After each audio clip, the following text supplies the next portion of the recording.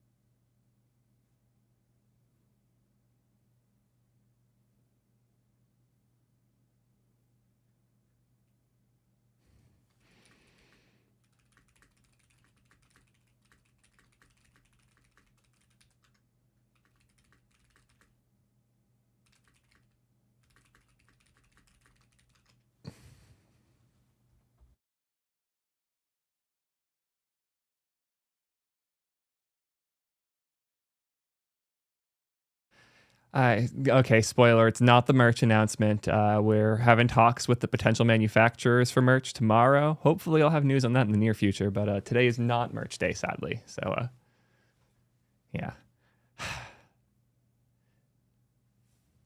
Forgot that y'all can hear me when I type on the mechanical keyboard. I have not done a word per minute mechanical or typing test live on Twitch yet, but I do go very fast. So I might set a sub goal at some point. I'm actually going to record a video in the near future about that. Yeah, are we talking? Seems like we're talking, which means seems like we're streaming, which means y'all should see my face. Happy Wednesday. Sup, nerds? How we doing? God, do we have a lot to talk about today. Oh boy. Oh boy, indeed. What is good, nerds? Did I cut my hair again? No, it's just more product than usual. I think I had a haircut before the last stream, if I recall. Actually, when did I get that haircut?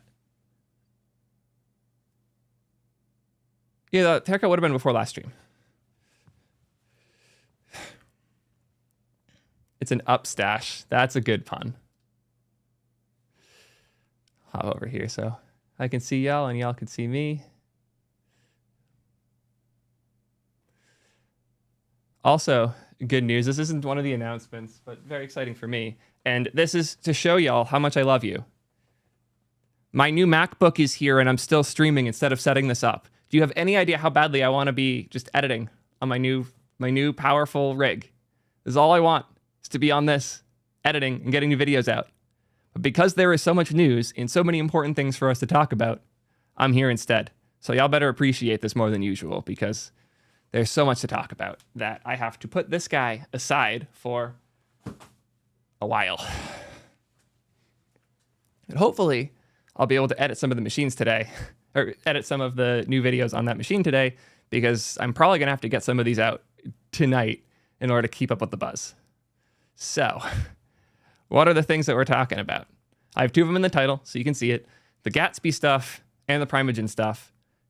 After we've covered all that, we have two more T3-esque announcements that I am very hyped on. One's selfish, but also content. The other's a tool that I've been working on for a while with my team that I'm really excited to share with y'all. So make sure you stick around for those. Anyways, shall we go into my... Oh, sorry, I was keeping up with DMs because we might have a guest for one of the discussions.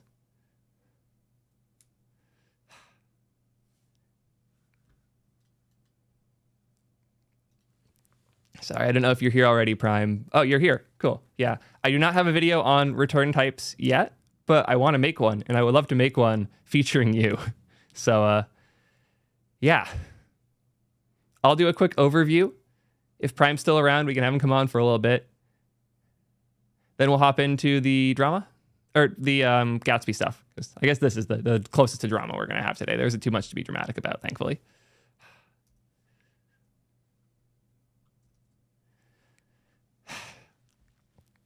Let's talk about types and type safety, and most importantly, TypeScript. Yeah, let's do it. So, I have to set a marker, or I will be upset with myself. So let's do that now. Before I forget, marker, return types are bad. Temp title. Should probably put it in Notion quick too. Let me do that before I forget. No, Notion. I don't give a fuck about AI. No, go away. Bad. Because return types are bad. And yeah, if you have to do your job, Prime, that's totally fine. Like, you don't have to stick around for my content, but I do appreciate it regardless. Gatsby acquisition. And this needs an important label. Anyways. Do you know what's cool? I don't like that intro. Type safety is pretty cool. Thankfully, that's one thing Prime and I can 100% agree on. Type safety makes you more effective as an engineer. It helps you move faster, and it makes the code that you write better and easier to maintain. It is really hard to justify compromising on type safety, which is why it might sound weird that I'm pushing against a specific style of types, return types. When I define a function, I almost never give it a type, or when I define a function, I almost never type the return. I just type the inputs, because in almost every scenario, the types for the return can be inferred from there. And in a handful of scenarios, assigning the type can actually override in weird ways that you don't expect. This is, in some regards, a flaw in TypeScript, but more so, it's an opportunity to keep your code simpler and more maintainable. And it's one I take whenever I can. Why am I talking about this now? Well, a lot of other programming languages don't work this way. And it's interesting seeing the perspectives of people who use those languages and, in many ways rightful, in many ways not, have frustrations with TypeScript's decisions here. What am I referring to specifically? Well, the Rust people and their disdain for return types. Parasocial Fix tweeted earlier, or at Primeagen, with a link to a Matt Pocket video specifically talking about not defining return types. How about this one? I really liked this video. I'd actually say that Matt went further with when he would use return types than I would. I almost never use them except for library code. Generally, I don't bother with return types. The video is really good. I'll put a link in the description. It's a solid vid. But Prime did not agree. Prime went on a thread, which was long, and I said I didn't read it, but I did skim it. If you don't know what you're returning, you can return the wrong thing and TypeScript is fine with it. No. To validate you are returning the right thing, you have to use your LSP or wait for TSC to tell you that the item you're expecting isn't the value you wanted. This is not good DX and the responsibility is inverted. The function should define the type, not inference. And yes, my argument, or any argument as to why it's good, I simply disagree with. It's copium for TypeScript. Now I'm scared when I make the arguments it's going to look like copium for TypeScript, but that's fine. Here I am, ready and excited to cope. That's what I'm here for. If I never find yourself in a situation, if you use it correctly, then the types are fine. No, the types are defined to use it correctly. This is the part I don't agree with. So I'm going to do a quick example. Let's just code sandbox TypeScript. Cool. Random TypeScript code sandbox. Let's make a function export const get user, which takes in ID string. And it gets something. It gets a user. So let's say const user equals fetch slash user slash plus ID. Not the right way, but a good enough way. This needs to be async. Wait. Why is it mad about fetch? Because I spelled this wrong. But it's still mad about fetch? Are you kidding? Oh, because this is meant to be TypeScript server code. That's annoying.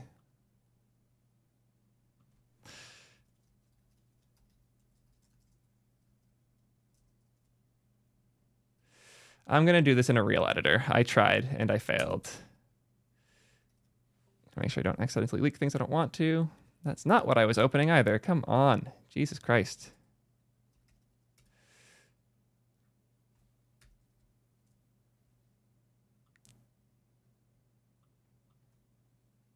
I'm just going to make a new thing here.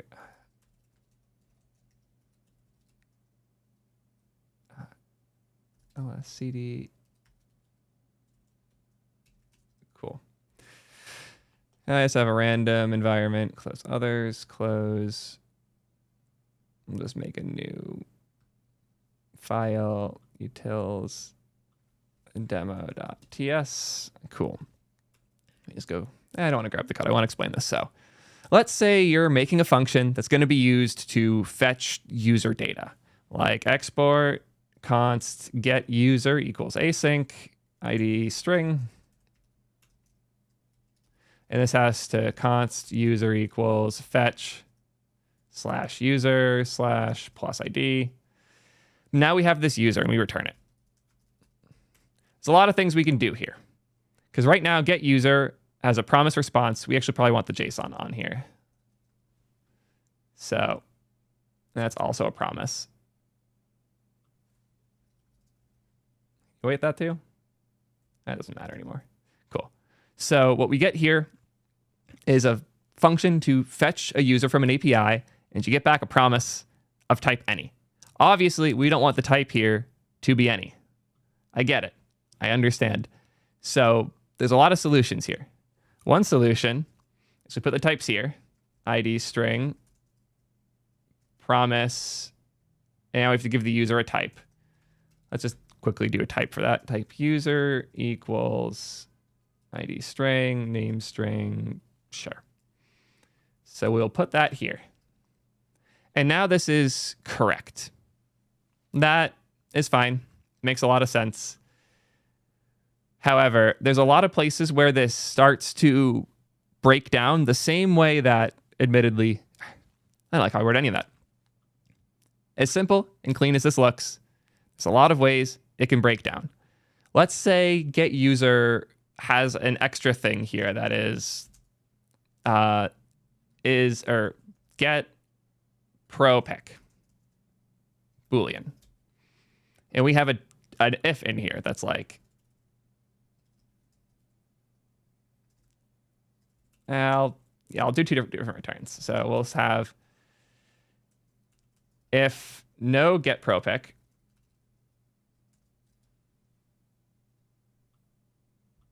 Now it's going to start breaking down because I have the types here but not here. So you have to separately define ID and get propic.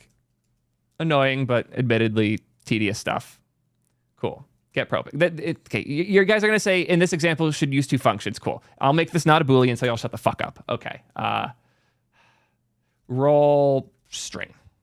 Or I'll even do role admin or user or guest. Cool. Yeah, if you're defining three functions for this, then you've never worked in a real code base, especially once these functions get more complex. Cool. So now we're going to do a switch statement. We'll do switch role. Case admin, return, await.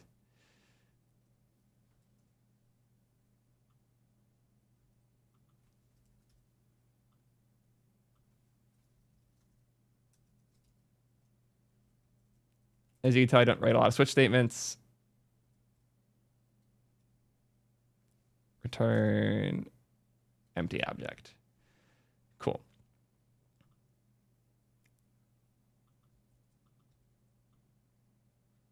Now this is erroring correctly because one of these cases is an empty object. Nice. Awesome. I'll fix this one. I'll give it ID, empty, name, empty, email, empty. Cool. The problem here is, okay, what is it upset about? Oh, because I'm not JSONing them. Let's fix that too quick. What did that just do?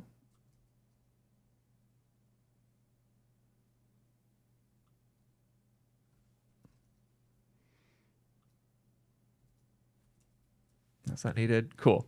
So this all works.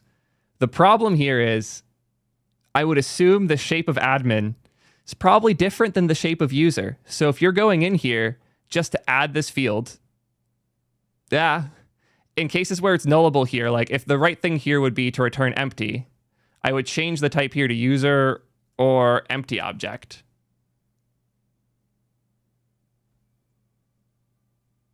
And it's erroring because it wants me to use null.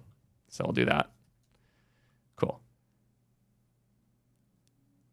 And now, as you see, we're blindly assigning any fetch we do here. In the awful case that, like, let's say for some reason we had like case profile or case channel, and this returns something entirely different, the shape's going to be overridden because JSON and whatever we get back from our API is by default going to be any typed, which we can argue all day is this a flaw of TypeScript or not. The harsh reality is a lot of what we're typing is coming out of an untyped world. And when we are casting over untyped things like these JSON calls, I think it's very important to cast the type as close to the thing as possible. The way I would have done this differently is I'll just copy and paste this down the Theo way. Export get user Theo method. I would have killed all of this. This be async. And instead of casting the type in the return, I would do it as close to the data as possible.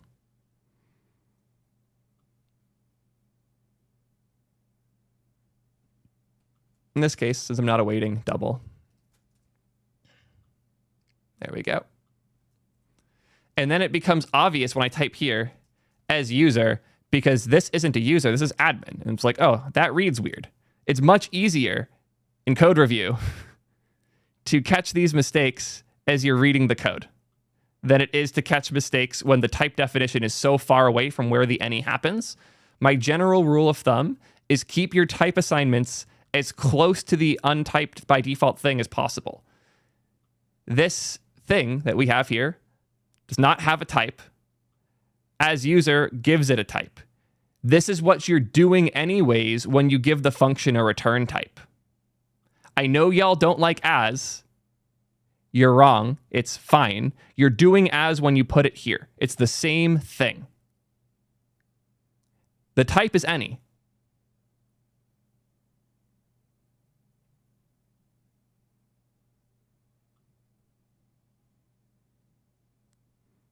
the I'm objectively wrong here. Cool.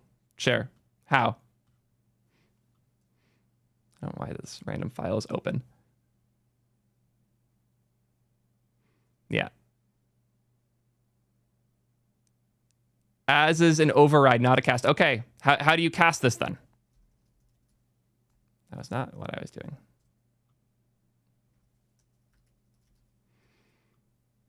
Guess that works. Any satisfies everything. Cool. Prime, yeah, you can come on.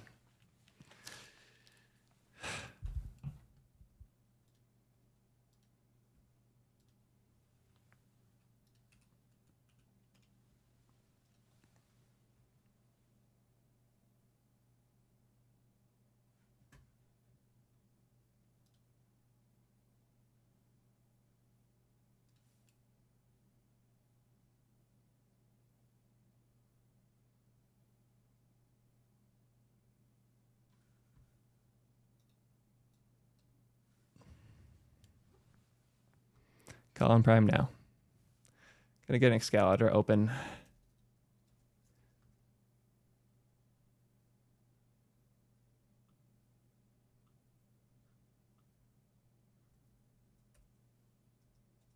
Oh my God. There we go.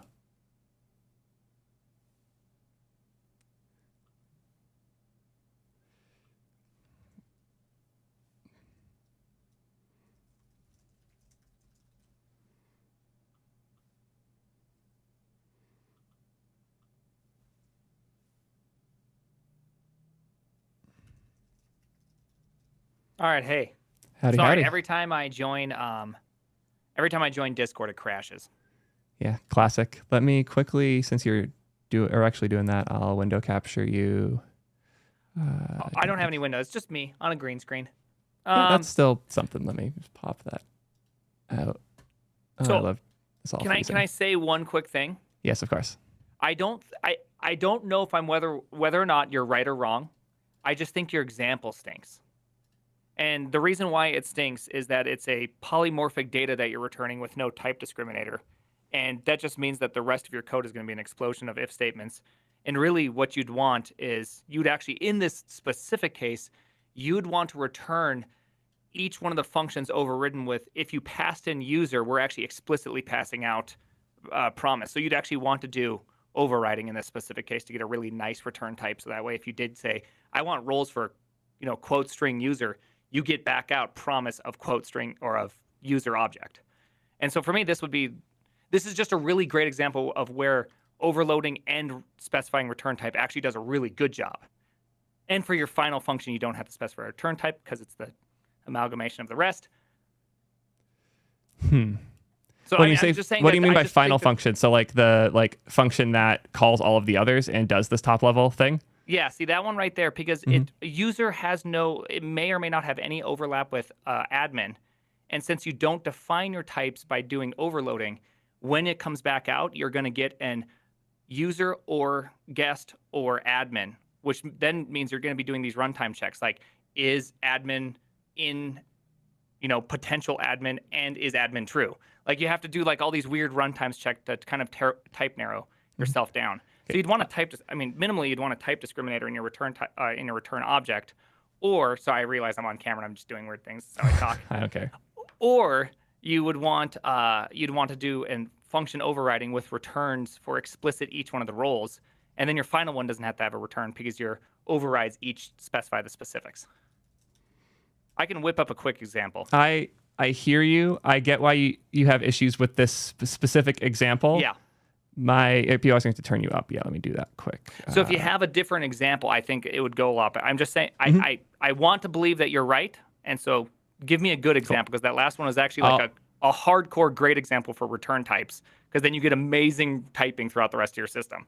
Okay. I will show you the one that converted me, because for a long time, I was a React.fc stan. I was the last person still using the official React functional component definition for a long time. The good old React.fc. Here. Hey, we all got to be stans from time to time, okay? If you're not a stan, are you even trying? The reason that I was converted off of using this is if I have const app equals turn div example div, That's all fine and dandy. But if I, let's say, instead of wanting to return that, I wanted to return just a string, this doesn't work there, even though this is fine. And this type by default is an example of one that's too strict. And yes, I know now when I read this that this is a component, but a component can just return a string if it's not the component you're mounting at the top of your app.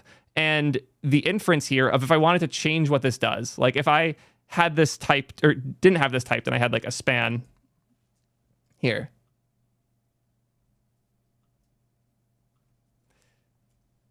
This is fine, but if I decided later, oh, I don't really want to type this or do this here, I want to do this somewhere else, I could change this too high. And for some reason, my type definitions here is mad that I'm using a string as a JSX element. It shouldn't be mad about that. It wasn't mad about that the last time I tried this. I hate TypeScript. Yeah, I was about to say that that just seems like a wonky function, like in the sense of returning a string but treating it like an element. I would just personally be confused. An element in TypeScript is just a function. All JSX is a way to call a function. Yeah, but a string isn't a valid item, right? So I mean, I would personally just be confused, regardless of your example. I think I see where you're going with this example. If you can get, I'm not trying to be a meanie pants. I'm not trying to like, I'm actually trying to be as fair as possible. Like, give me something. I'm trying to find Kent's article about this because I wanted to show this one because it's the one case I used to use type defs for and I no longer do. Where he has a whole article about why you shouldn't use FC. Don't use. I mean, I agree. You shouldn't use functional components. Boom. Got him. Yeah, I'm not going to bother finding that right now. Trying to think of like more obvious or practical example. One that I run into a lot is on like server const, like get permissions. And depending on things within here, different stuff happens. So like, trying to find like the example of one that I did before. For our permission system, we don't return true or false for every permission. We add additional sets of permissions based on like which roles you have and then true or false within them. So like if you're not an admin, we don't give you the admin permission set. If you are an admin, we give you the admin permission set with true or false for all the keys within it. So like if I'll just like say like user ID or user. And the thing you're returning is an array of some sort of like, is it a heterogeneous array or is it like a non-heterogeneous, like a homogeneous array filled with type discriminated things? Kind of some sort of type, a non-type union. Usually it's something like this where, and this is where you're going to say, well, if TypeScript didn't suck, it's going to be permissions. Well, that's always the answer, but I'm not going to say it here. Equals this, where like permissions would be a type permissions equals. And I'd have like type admin perms equals. Okay, yeah, and then it's just a union of those two. Right, and they have some sort of type. I assume they have a type discriminator in it. Yeah. And why is this mad? What the hell? Oh. You need that old classic export going on. Give me. Yeah. So something like this, where if role equals admin, then we would assign additional permissions within here. I would also Isn't that make just like an optional type at that point? Like you just have a bunch of optional fields in which have it? Yes. The problem doesn't come when I initially type it, when we sit here and break down every single piece. The problems come when somebody adds something to this later. That's when the problems happen. And the problem happens when if I want to add a new type of role here, like user, and I add another set of things here, and the type is unclear if or even if I don't touch this, like let's say I add one more permission, like on admin, we add in one other thing, and the admin perms are coming from another file, and I update it here, and then I'm not seeing the type where I consume it.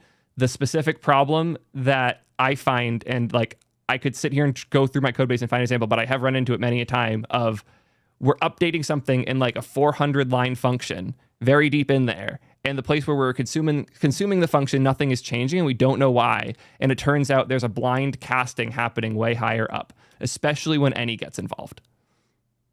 Yeah, I mean, I agree that any is very problematic just in general. It's very, most of my issues spawn from some sort of any. I'm still having a hard time even with this one, because I would figure that at some point you have to pass a permission object to another function. So you're going to have it typed out somewhere. And if you don't update all your, I assume at least that something has to take it in. So there is Yes. some concrete version of that type. So why is not having that concrete version of the type on your function signature? Why is that bad? Because what happens if you have something that's required and you forgot to add it? What do you mean by something that's required? It would be like falsy when you try and access it. Yeah.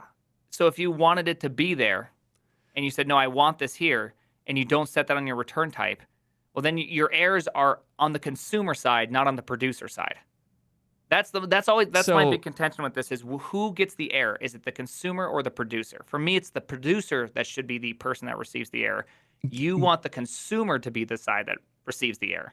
Given the assumption that from the creation of a function, you can always presume every way it would be used, I would agree with you. My concern is simply that as a consumer of the function, I can't know all of the dimensions. And as the producer, I can't know all the dimensions of how the thing will be consumed. And I would like for the consumer to have an error when they're consuming it in a way that the type doesn't produce. Like if I made a change to this function in a way where its type no longer honors how it's being consumed other places, I would still get a type error. But if I'm consuming that function in ways that follow the expectations of how it's defined, like the type safety is only as valuable as the errors it catches, not the errors it theoretically could catch if we were using it a certain way. I don't know if I think we were probably at an impasse, not to quote the Princess Bride here. Because I would personally, again, I would invert it, which is the function that's producing this thing would say, you must satisfy this. And if it does not satisfy that, then that function cannot go forward. And then, of course, all resulting implement or calling functions would then say, hey, I now have something on here I can use. And if it requires it, then it would get it. And if it doesn't, if it's using it incorrectly, then to me, it's just it's producer versus consumer error points. Yeah, it's should something get to a consumer before it has the chance to be incorrect is kind of the question. It's mine is it should not leave. The function itself should be marked as invalid if it does not return what it says it should return, or the expectation of what it should return. Shall I say it that way? Yeah, I think this is the main point that we disagree on. I think that incorrect doesn't exist until you're consuming the thing. Incorrect is a concept that we like to believe in as the creators of things that are consumed, but I don't believe incorrect exists until the thing is being consumed incorrectly. Like an incorrect function that's not being consumed isn't incorrect. It's like if a tree falls in the forest and no one's there to hear it, does it need a type definition? I would say it does. See that? Yeah, that's again, because if I say I only return a string, but my function, like in my head, I'm only returning a string, but there is a case in, say, this 400-line function that returns a null. Like, I wouldn't know that I'm doing that unless if I, A, know the 400 lines, or B, look on the client side and go, oh, wait a second, I'm not supposed to return null. Then I'm going back. So this this actually just happened to me today, which is I always type out my types first. So I said, return this. I know you hate classes, but return this. And then I forgot to do it. And before I could even leave the file to go do it, instead of getting the error on the consumer side where it would have said, hey, this thing returned undefined, you actually don't, you're doing it wrong because I was doing a chaining of functions. I saw it right there and changed it to match my return expectation. Thus, I didn't have to go from implementation to calling, back to implementation to fix my problem, back to calling. Right? I just went from implementation to calling.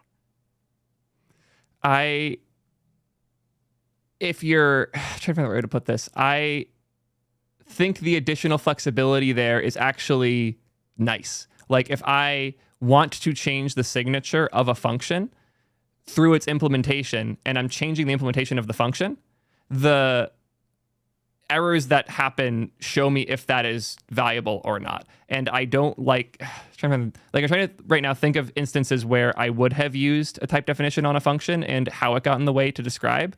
But like we overhauled our permission system at Ping, which we did somewhat recently. If we had type definitions on the signatures of those functions, then it would have been much more work for me to, for every layer where we're getting permissions from, go to each of those layers, change the shape of what they return, consume them somewhere else, change the shape of that, change the shape of how it's consumed. It's a huge additional layer that only matters when an error happens, and the errors are happening anyways. That's my argument. It's like the thing that this helps with is one step away. The things that this hurts with, for TypeScript or not, are obnoxious. And it's an additional step of overhead that I have to consider every time I make a change. And there's a lot more, the mistakes feel less obvious when I'm using something like function return types. Even to go back to the example that I know you hate, if I trim this down a bit. Yeah, I think this one is like an excellent example for why return types are beautiful. And I think it's a better example for why they're awful. But here is a common one. So I have ID, promise user null. This returns get user. What's it mad about? Return get user 2. It's not async. No, it's because there's multiple. It's not async. Yeah. Again, because we're defining it twice when we do the type def this way. Yeah. Anyways, I could just, I guess, put it the way people do now. I've never personally used the syntax. I've never needed to. Yeah. I'll do it the way people like, so it's not as much retyping. Function. Cool. So the simple problem I have, especially if we're doing any stuff here. So let's pretend that there's like 50 lines of various validation, checking, and other bullshit. Enterprise code. Yeah, enterprise code. There's 50 lines between here and where we actually do the fetch. And I want to reuse this the same way you described for the admin thing. We'll do get admin. I copy paste it, and I change this from user to admin. This one should have been user, but I change it. The simple point I was trying to make with this example is that the distance between user and here in the code I am reading as I do this is big enough that like the simple point, like, and this is the hill I'll die on, the rest I can be convinced any other way. Bigger distance between an any, because this is any. The type of JSON, this return here is any. It has to be. Like, by its very nature, a JSON from an API has to be an any. If we have any distance between where the type is called and defined and this any, that's a liability. I would assume I have had so many dumb mistakes. I copy pasted a function. I didn't check somewhere else. And this function is returning promise any, but that any is being overrode as user, when in this case we want it to be overrode as admin. And if I simply had not put this here and instead had put it down here, the place where I actually have to make the change, which is where the data is created, I would have to put the type here instead. Yeah, and then I fully agree with this example. I fully agree with this example in the sense that I think the real problem here, of course, is any. Any is, I mean, it is such a tricky thing that most people don't realize what they can do with it and what can blow off their foot by accident. The classic example that I showed you where you can return an array filled with numbers, but it's actually being typed out as a thing of strings. Mm-hmm. And so that's, I mean, to me, that's not a return problem. That is an any problem. And the problem about any is that it goes to whatever the first place that casts it. And so you're saying, well, cast it closer to the source. I mean, I'm fine with that approach. I'm not saying you're incorrect here, but that is a fundamental different problem than the return problem. That's just any is dangerous. I disagree, though, because the reason that type casting matters is to get out of any hell. That's specifically the role of typecasting. That's when as matters most, is because some things type isn't known. And the times where I care about type definitions the most, where assigning a type matters the most, is when you don't know the type and you're overriding what you don't know.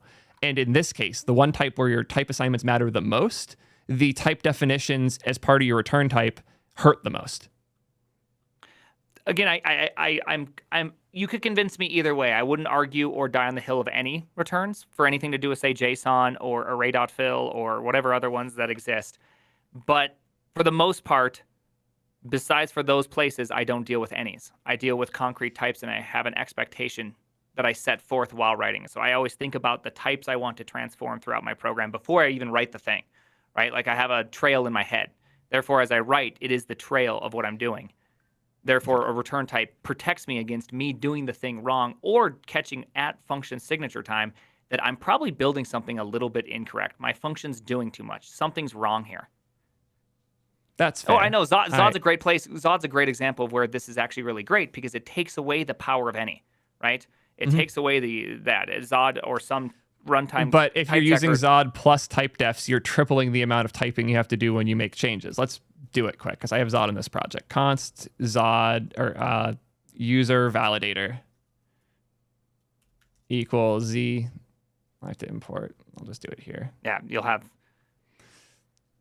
Import Z from Zod. Z dot object. And I do agree with Lithium, which is you can always break up some of that validation code and separate it into a different function, thus minimizing the lines. Cool. So now we have user validator. And if I validate what we get here, I'll just do const user equals, not do any of this stuff. Return user validator user. Isn't prefix awaits just, they're not the worst until they're the worst. They feel really nice until they feel really terrible. Dot parse, just, yeah. There we go. And now this will return name string. The problem here, if we start doing return types, is I would either have to double up the type here, because this type occurs when that happens. So if I'm smart, I can do you can do Z dot infer. Yeah. Look at that. See, I know a little thing or two about Zod. Yeah. You didn't see that one coming, did you, tough guy? Oh no, why is this mad? Oh, because this has to be a promise. And here's where we start getting into weird shit. Like the amount of additional work I now have to go through for every layer of something like that, when this is effectively the exact same as this. There is no difference between these two in terms of type safety. There is a difference, which is that if you decide there's a branch in your logic to return something, you have the opportunity to create a signature that changes based on how you implement. Whereas this one you're setting forth before the code ever has a chance to say, this is the only thing I wish to return. And if I were to make the mistake of doing that, I would catch it at the production side, not the consumption side. That is the true difference, which is where do you wish to catch these things? Yeah. I am on the production side. You're on the consumption side. I don't know if we're ever going to get past that one. I think that's it. I think that's what this comes down to is... I think they're both valid arguments. Be determined? I could see how your much side too. Should any problems dictate best practice? I say these are the two big things, is when should incorrect be determined? I'm of the camp that incorrect doesn't exist until it's being consumed incorrectly. Because if the type is different, if I change the validator here, that doesn't matter until it's being consumed somewhere where it doesn't or fit that shape or those expectations. Is that I guess true? That's... Can I give you a counter? Let's just say that you were writing those, the 50 lines above, somewhere in there you return null, some shortcut case, and you didn't really realize that whatever. Some consumer comes along and implements your function and goes, oh, okay, I got to deal with string or null.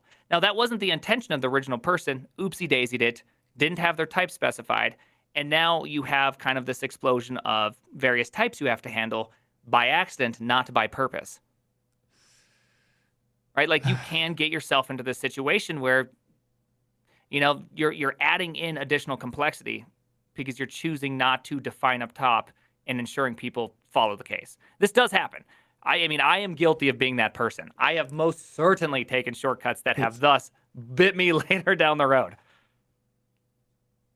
Yeah, I guess that they don't matter until they're biting you. And when they're biting you, you fix it then.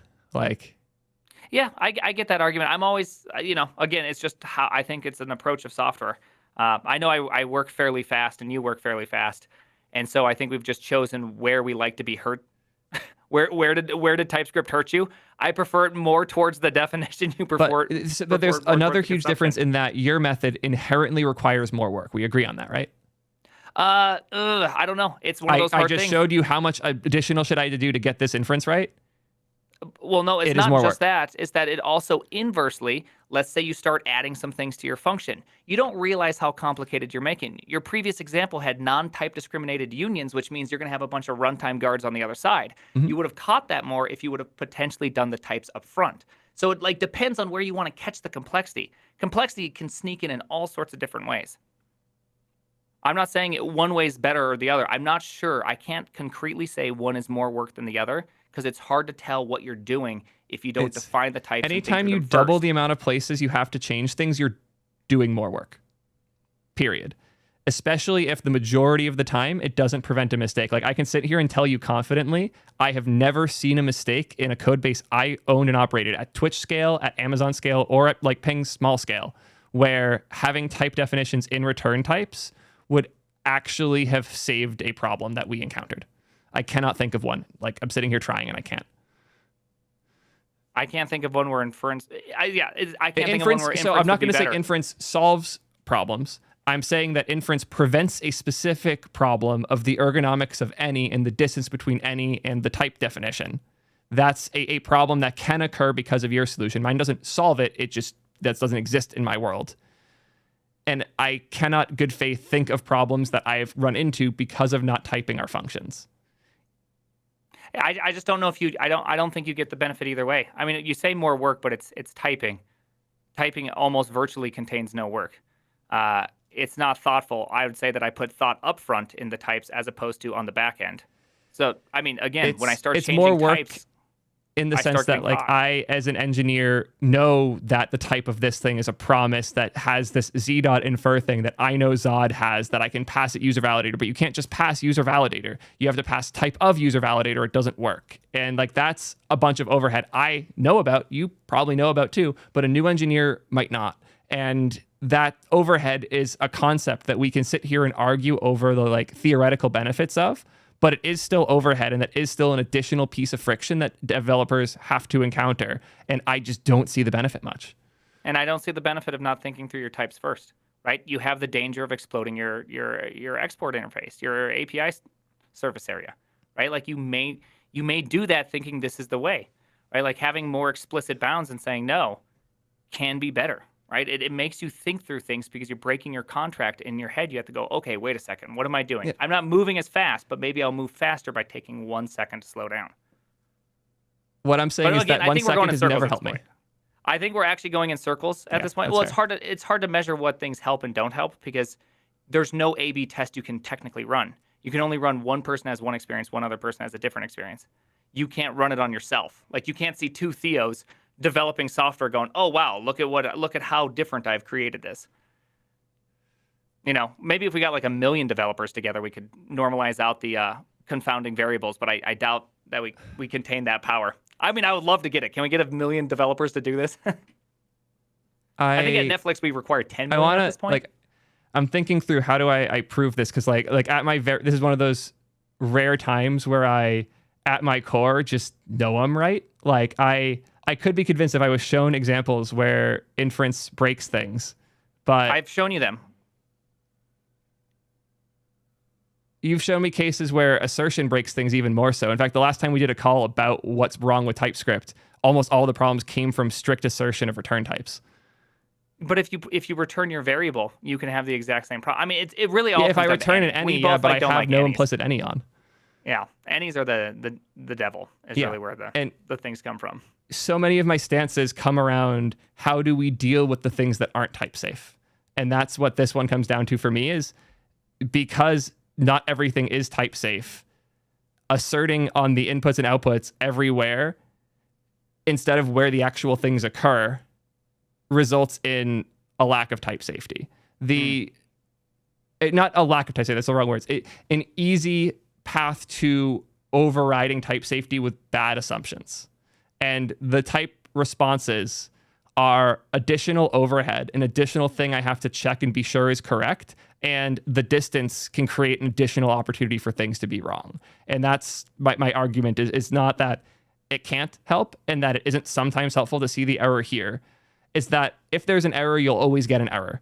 If your function is wrong and it's being consumed in a way that it's wrong, you will always get a type error if it's wrong if you don't use type definitions on the return types. If you do use type definitions on the return types, there are more cases where things are silently wrong. Unsure if that's true. Again, you're saying that because the developer doesn't know what function they're in and there's too much lines in between and it hasn't been refactored out and now there's an any at the very bottom and thus they have accidentally cast it to the return type in which they cannot see. Like there's so many ifs in that statement that I have there's 1,000 questions long before we even get to that point that I would rather be asking than just simply there is this one case that does exist. For me, pull it out.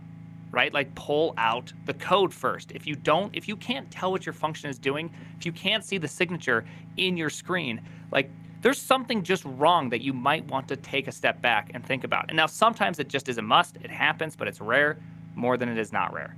I just think wrote we're something too right now. eager to break big functions down. If it's deep tab indentation wise, yes, absolutely. But if we have one function that just like start to finish very clearly describes what it's doing, there's no reason to break that into multiple functions.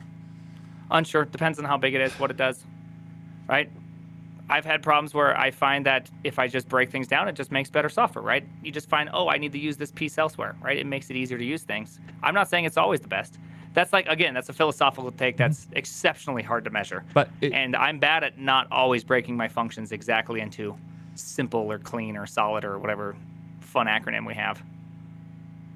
Yeah, the reason I bring that up is I see more people than not going against or like breaking things up too early rather than too late. I almost always see things that are broken up almost like chaotically, especially in like the post-enterprise React code bases where every single component has 15 files. Like people love to break their stuff up often too early. Yeah, I'd agree with that. I always program something out before. You know, I'm much more an exploratory coder. So I think you might be the same side, but yeah, I just don't think we're gonna agree on this one. That's fair. For the sake of like understanding, just so I can like clearly have your points, could you give me like the bad things about inference? I would rather talk about. I mean, the bad thing about inference is that you change the type based on what you return. Mm-hmm. That by its literal definition, that's the thing that I don't like about it, which is that you return what you say you return, but it may not be exactly what you want. It's very easy to fall into traps where you don't do type discriminators. You start running into more runtime guards. I just think thinking about types ahead of time is what makes TypeScript good. So would you say a function should always know, or by the time you want a function, you should know exactly what that returns and what you want it to have? Excluding if you don't understand, like say, I don't know what big data portal returns. I don't know the shape of their object. Like there are the few cases where you want to return, say, raw big data portals and you need to go figure out what the heck they're doing. Like if you're doing stuff from Hive or wherever, that's different because you don't even know what you don't even know. But for the most part, I've never run into a function that I don't know what I want.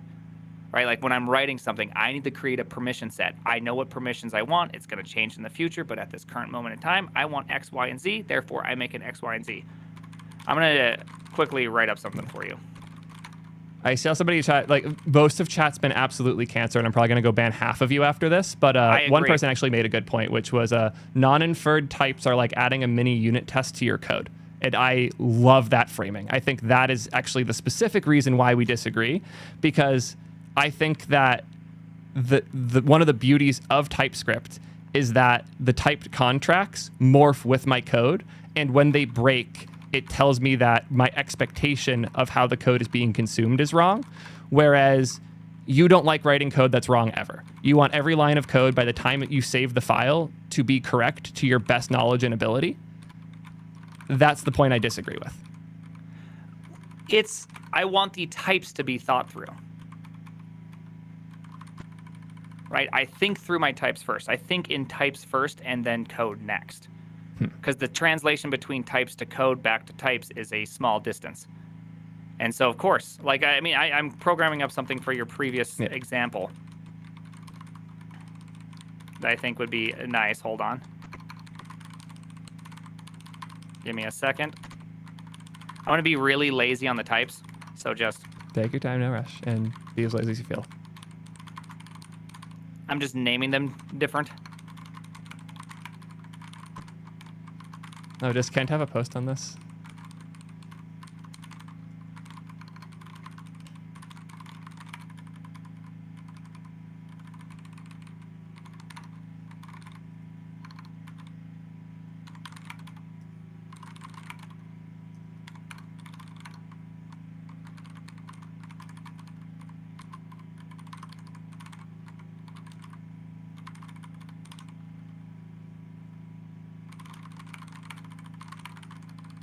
All right, there we go. Here, let me change how I have the window captured. I'm sorry, I have No, it's something fine. I going can off. just uncrop it. I think someone's done something. Hold on, sorry. Someone's like. I'm currently blaming lithium. All right. So yeah. So in your previous example, the thing is that if you don't do it like this, when you pass in a role, you have to do you have to do runtime type checks on the outside. By not doing that, doing it this way, you actually get the correct types on the outside. So if I go the thing and I pass in admin, I know const out equals this. I know I'm getting, oh, dang it, it says number. Okay. If admin was a type, which it's not currently a type, foo number, there we go. And then, of course, 6 down. I don't know why it's not catching this. It should do that. 6-9, there we go. Perfect. There we go. I get out an admin because it knew, because I've defined both on the overloads and on the full function exactly what happens. Whereas in the previous one, if you only let type inference do the thing, let's go like this, let's go like this, let's go like this, and of course do one of these. And now we just let it go. What are we going to get out on out? Well, you don't know what you're going to get out because it first has to go through. Now you have to type guard your way out of the situation. I don't like that. I don't want to type guard my way out of a situation. I want to actually have explicit things. So this is where I use it like this all the time, which is, this is how I use TypeScript often, is that I'm doing some stupid big data portal, Mongo database. I have to align so many different data sources. And so I do these type of things so that it prevents me from having to If you still use those explosion. helper functions, would this have worked? What do you mean helper functions? Oh, I guess they're not helper functions. They're type overrides, yeah. Since they're all type overrides. Yeah, if you're doing custom type overrides in this way, sure. That was your previous function. This is exactly your previous function broken down. So for me, this is where explicit types have never in make production 1,000 code. times better. I've never in my life in production code seen somebody redefine an overload like this ever. It's awesome. If you're using function overloads as a way to handle typecasting, fuck yeah, you're the only person I've seen use this ever. What? Like actually, It's I've all never. over the place. I have never seen, again, helped run the multi-million line Twitch code base. We never once used this. Well, that's just a tragedy. You replace it for runtime checks, which I don't want to do runtime checks. They make code 1,000 times less maintainable. Mm-hmm. Like, the amount of time you're going to spend on the other side is way larger than thinking about types up front. Chat's disagreeing. I'm going to run a quick poll. Who has seen this before? Chat disagrees that having a compile time check is worse than a runtime check? To be clear, I'm not saying it's better or worse. I'm just saying I've never seen someone actually do this in production. That's all. That's all I'm saying. I'm not saying we shouldn't. I like this example a lot. All I am saying is that I've never seen it. Okay. I thought they were saying that it wasn't good because you'd rather do runtime. I'm like, no way. No one wants to do runtime. Runtime is just categorically the worst thing in the universe, especially when you have non-discriminated types, right? So like right now you can't technically tell the difference between these. Like, let's say guest was, bar string, right? There's nothing to tell the difference. If you don't do it this way, you have to do that stupid thing where you go like if bar in out, then I know it's now. Dude, I hate that. Like that stuff is just insanity. Yep. I will absolutely, in this case, if you are using type function overrides, awesome. Love that. Never seen it. Would love to see more of that. I'll probably use that for a thing or two. But for cases where that makes sense, sure, the overrides are annoying and the runtime checks are annoying too.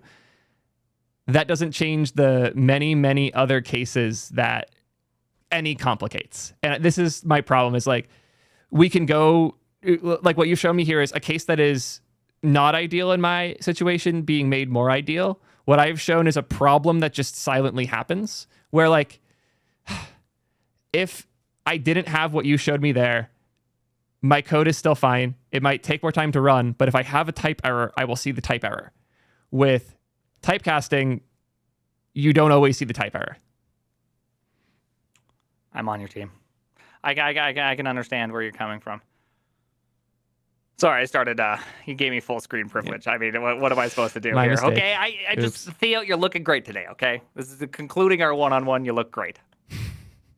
Not fired this time? Yeah, you're not fired this time. You're doing good. All right, I think I have a one-on-one with my. No worries. Go do your boss stuff. Man. Good having you as always. Yeah. Yep. Good chat. Peace, man. Peace, man. Bye-bye.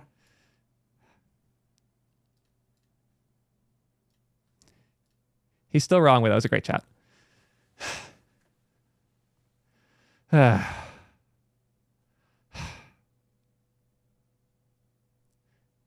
Do a poll. Wow, 1,000 people watching. Jesus fuck.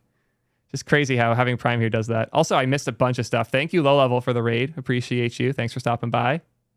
Yeah, people are gonna. I hate doing the poll. I know I'm gonna lose.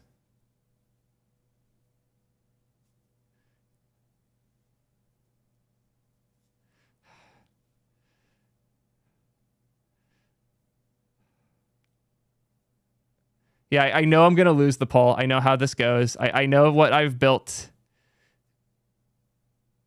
Oh God, if anyone uses no implicit returns, I'm judging the shit out of them. That is the worst lint rule possible. Let's debate winner. Theo, Prime. This is going to be a blowout.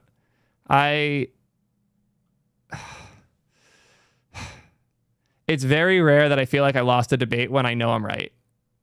Like, he had a good point with the overrides. I hadn't seen that. But, like, implicit typing as the default still makes so much more sense. This comes down to for me,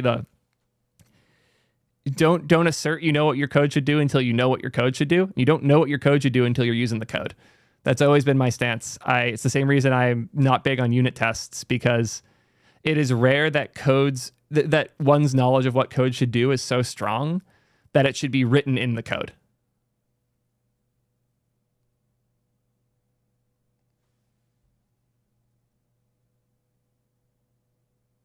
Oh, yeah. The overrides make it easy to do the wrong type based on the input. That's actually a really good point. Let me do that quick. We'll go back to this example. Get user.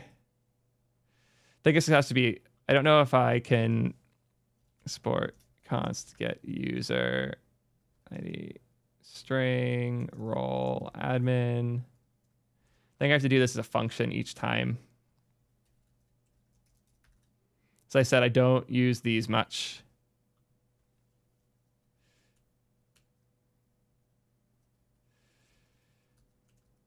Come on, Copilot. Jesus fuck, get out of my way.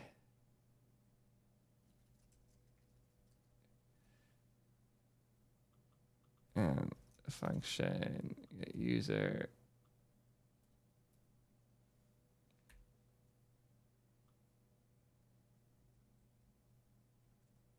Doesn't need that anymore. Cool. It's not going to be compatible. It's fine. User. We'll just do these two.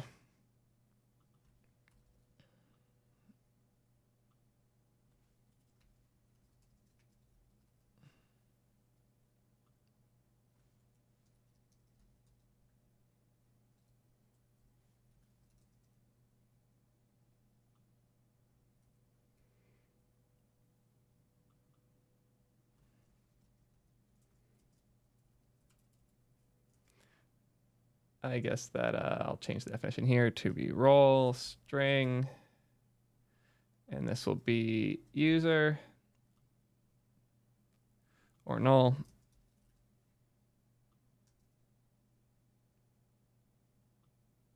Do default for that. Cool. So if I understand correct, Jesus Christ, all these gift subs. Let me come back and thank you all for that. Thank you so much, Jar, for the 20 gifts. Appreciate that a ton. We're down to 650 subs. That's insane. We were over 3,000 at some point. But I appreciate the attempts.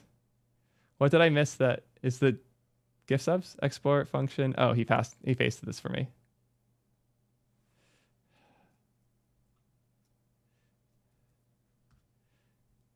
This is close enough for me. I'll paste this down there so I have it if I want it in a sec. Cool. So the problem that Maple just pointed out, that's actually a really good thing to point out, is if I do const test equals get user like this is going to say role as admin. And this is again, and this is my single problem with strict type defs and doing things like this, this is now lying. Role admin returns role admin, even though here case admin returns role user. This is broken. It is so easy to stumble into a situation with function return types where you're just lying. And this, like, this would have passed code review. I wouldn't have even noticed this.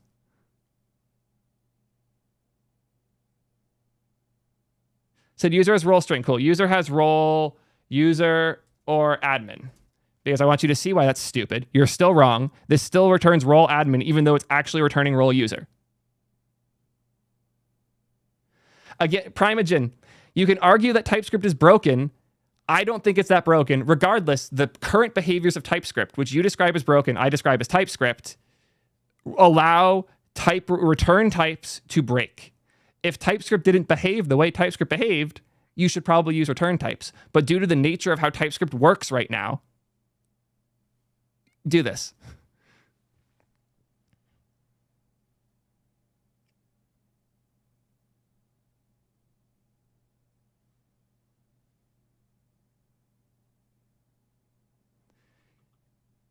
You think that the TypeScript creators would fix this? You think this is...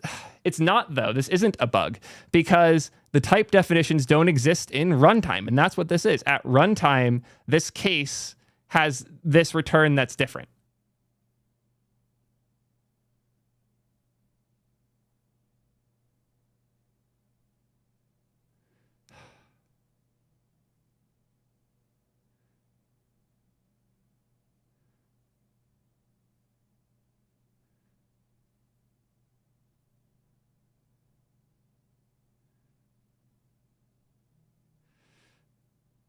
I didn't even see the result of the poll, by the way. What was it? How bad was it?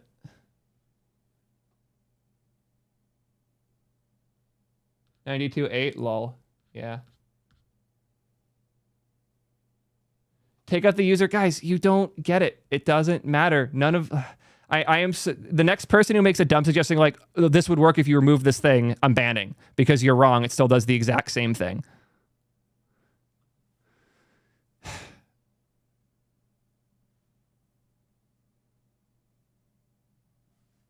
Sorry, is it this one that you want me to remove? Which one do you want me to remove? It doesn't matter.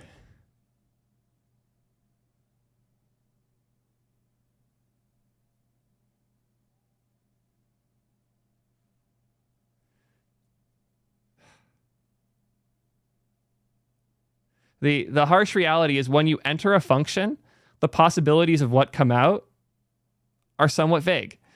Like if I delete all of these and I hover over here, test is user now. If I delete this too, test is role string, which admittedly isn't as narrow as I would like it to be. But if I do as const for both of these, again, type as close to the definition as possible. Now it's role user or role admin. These are the two things it could be. I think that the possibility for a type definition to lie is a reason to avoid that style of type definition if there's a solution that doesn't lie.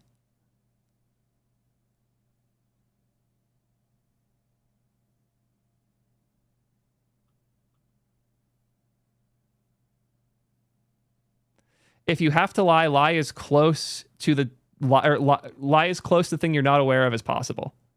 I have a diagram for this one that I reference all the time. It's one of my favorites. This guy. Lie for shorter distances. The shorter the distance of your lie, the less likely it is to cause problems. The wider the distance of your lie, the more likely it is to have impact.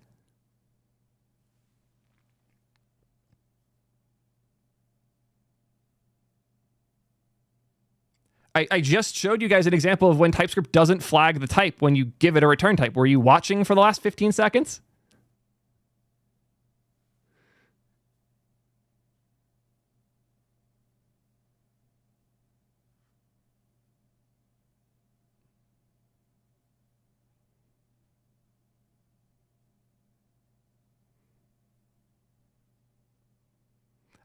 Satisfies has existed for 3 weeks. How are people misusing it already?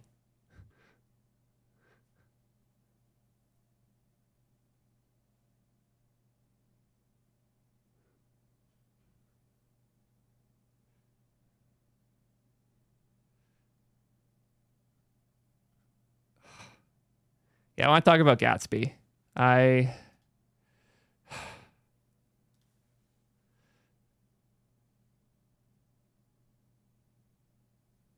Satisfies should affect the return type. I don't see why it wouldn't. Export const do thing equals return await fetch thing.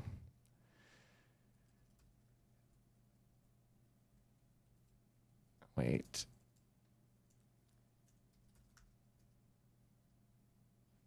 Has to be async.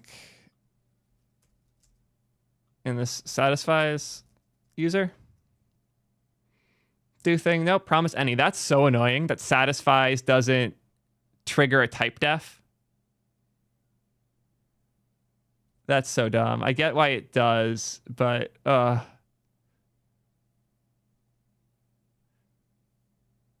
I hate that. I hate that so much. Gotta hate this language. I like satisfies inline. I hate satisfies over bounds. This is what I saw someone do, and I hate this even more. I think satisfies on any should error. I'll die on that hill. Satisfies on any type should throw an error because it does. Any does not satisfy things.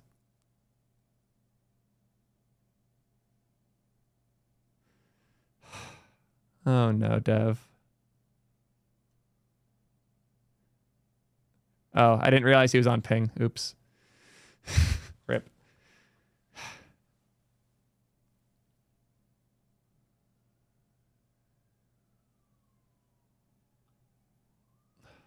Anyways.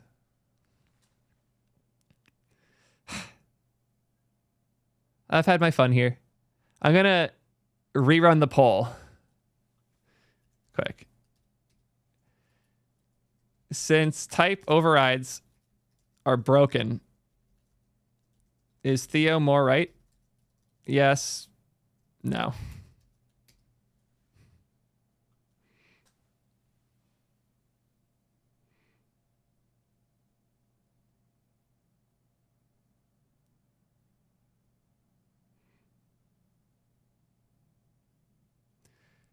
Production code declarations or both? Huh?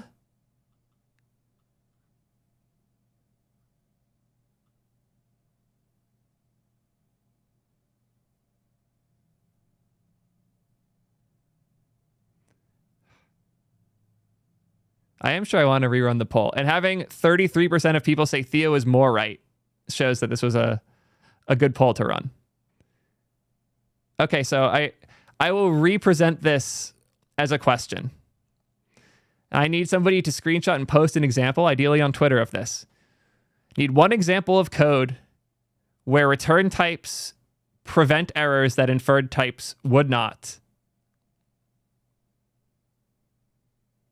That is like hard and will not affect where it's called. Like I need a good example of an error where inferred types don't do the right thing when I call the function. That's it. That's all I'm asking for. One example of code where strict return types prevent an error and inferred return types would not when I try to consume it. There is none. Then this is why I'm tired of this argument, because it's like I'm saying this doesn't.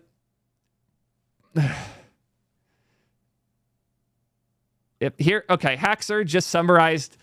Woo! We have the point I should have worded better here. Thank you, Haxer, for message of the day. Inferred types can never return incorrect types because they are inferred. That's it.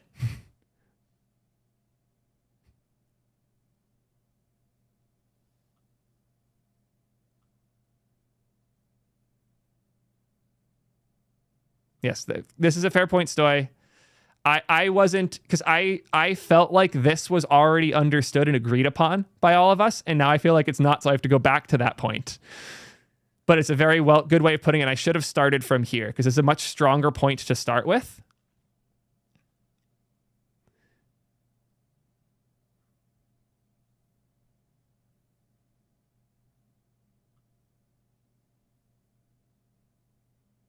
Vague types versus possibly incorrect but strict types. Actually, okay, new poll. What do you prefer? Vague but correct types, strict but possibly incorrect type.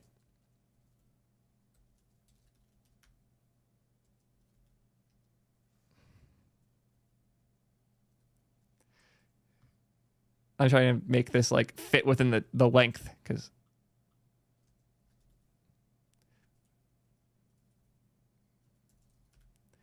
vague always for your types. And I want to be clear that this is like when I say vague, it's not 90%, or it's not like 50% is strict, it's 95% is strict. And when I say maybe incorrect, it's 95% is correct, 5% is incorrect, 5% less strict. So there's like a 5% difference here. But would you give up 5% of your strictness to always have correctness, or would you give up 5% of your correctness to always have strictness? Which do you prefer? Which 5% compromise are you willing to make?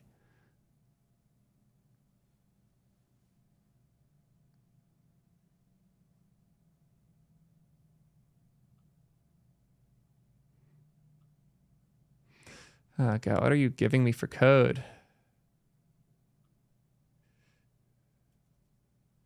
Let's see. Why is this so mad? Another .ts.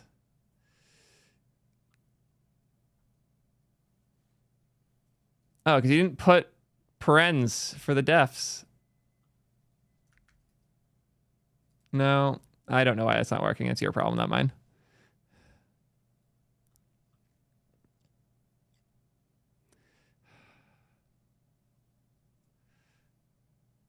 I don't care if it skews the poll. It's the truth. It looks like I'm going home with the win right now.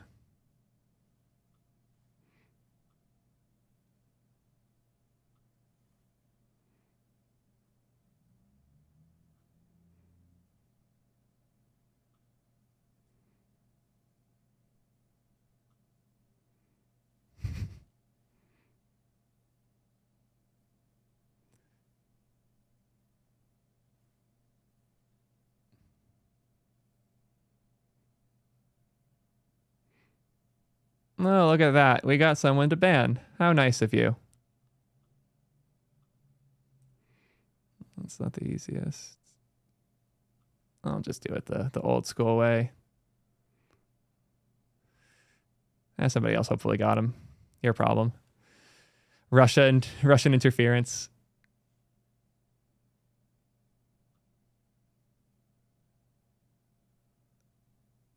If the producer is wrong, the inferred type's also wrong. No, it's not. It's not. No. The only way the inferred type is wrong is if you're not inferring a type. You can't infer a type incorrectly.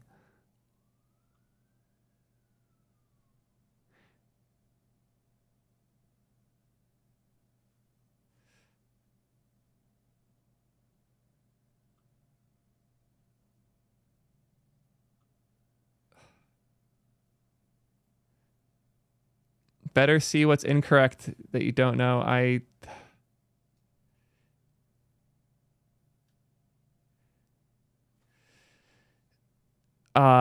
External things you have no control over, like an ORM. Ideally, your ORM would have type definition, something like Prisma. I really like how Prisma uses types, and specifically because Prisma lets you infer types from when you call them to when you use them, or from when you put them in database to when you call them in your client.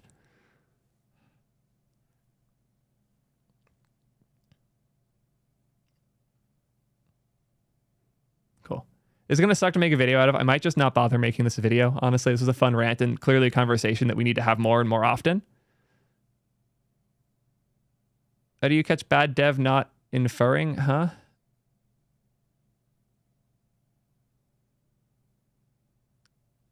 God, I was right that chat's just fucking triggering me today. So we're going to ignore y'all for a bit and start talking about our friends over at Gatsby, because things are interesting. And we have a lot to talk about.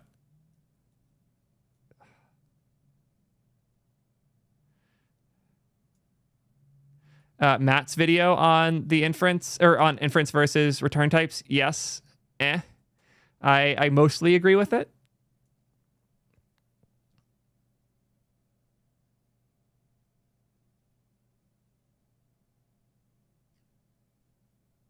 Let's do the Gatsby rant.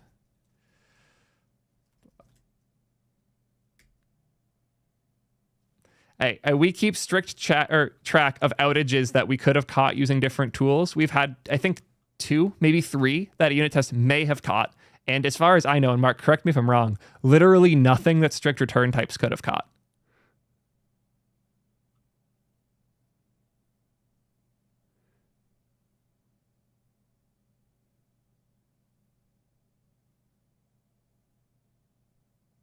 Yep, this is correct, Agi. If you cast the return type of the function to A or to B, but it's supposed to, or if it says it returns A, but you actually return B, cast to A, it's more likely you do that casting through the return type than you do if it's right next to it.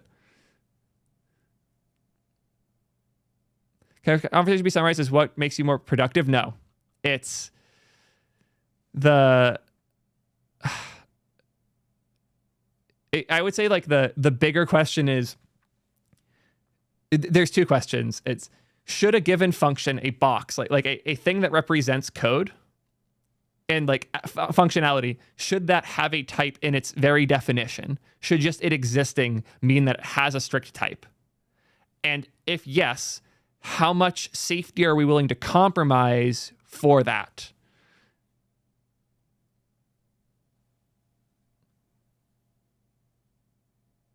And that's what I was trying to go into in the Excalibur.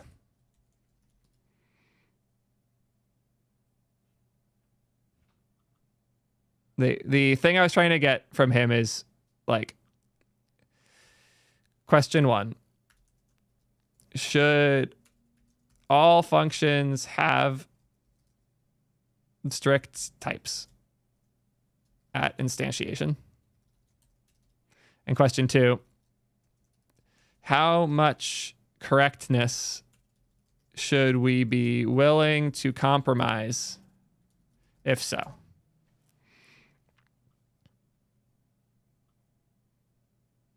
This is the 2 questions.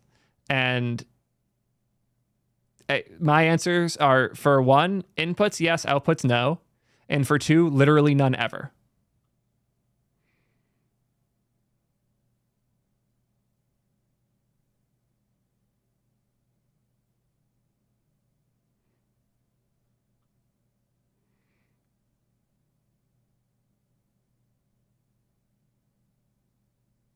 Yeah, in my example with the override functions, the output and the types are different. That's the point.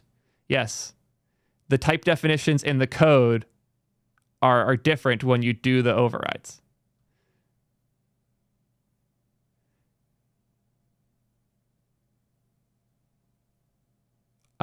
Grays, can't you avoid making unsafe typecasts in both cases equally? The default case for strict return types is one where unsafe casts can occur. Inference is not casting. A bad cast is a bad cast, which means avoid casts you don't need.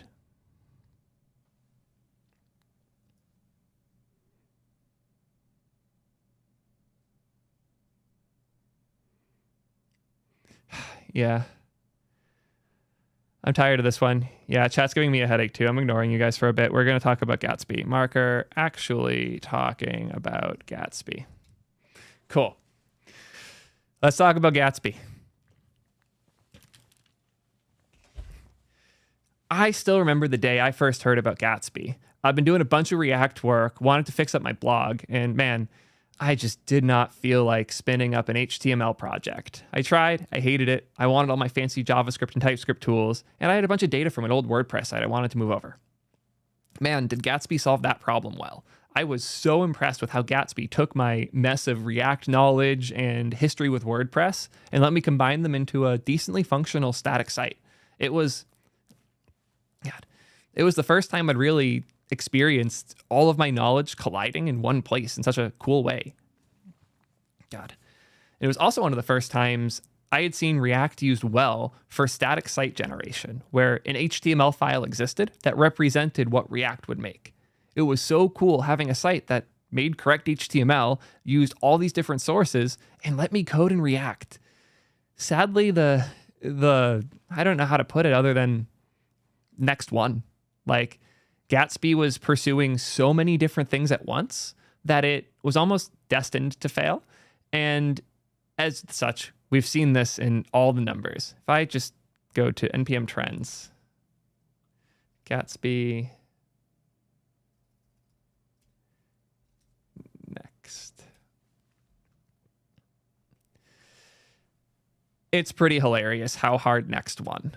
Like, Next.js and Gatsby were both ways to write React to generate static websites, and eventually Next went in the direction of APIs and SSR, ISR, and all these other fancy things. But both allowed us to write higher quality. Oh, somebody said show longer. That's actually a good call. And you can see early on, Gatsby was winning for a brief time, but Next just kind of took a strong lead, and the results speak for themselves. What's this blip for Gatsby? It's probably what some point last year somebody was going through different projects and like forcing them all to install a bunch of stuff. There's also a Svelte one that's similar. Don't read too much into those spikes. There's somebody who has a lot of fun trolling right now. Gatsby wasn't actually installed, Svelte wasn't actually installed 28 million times in a week.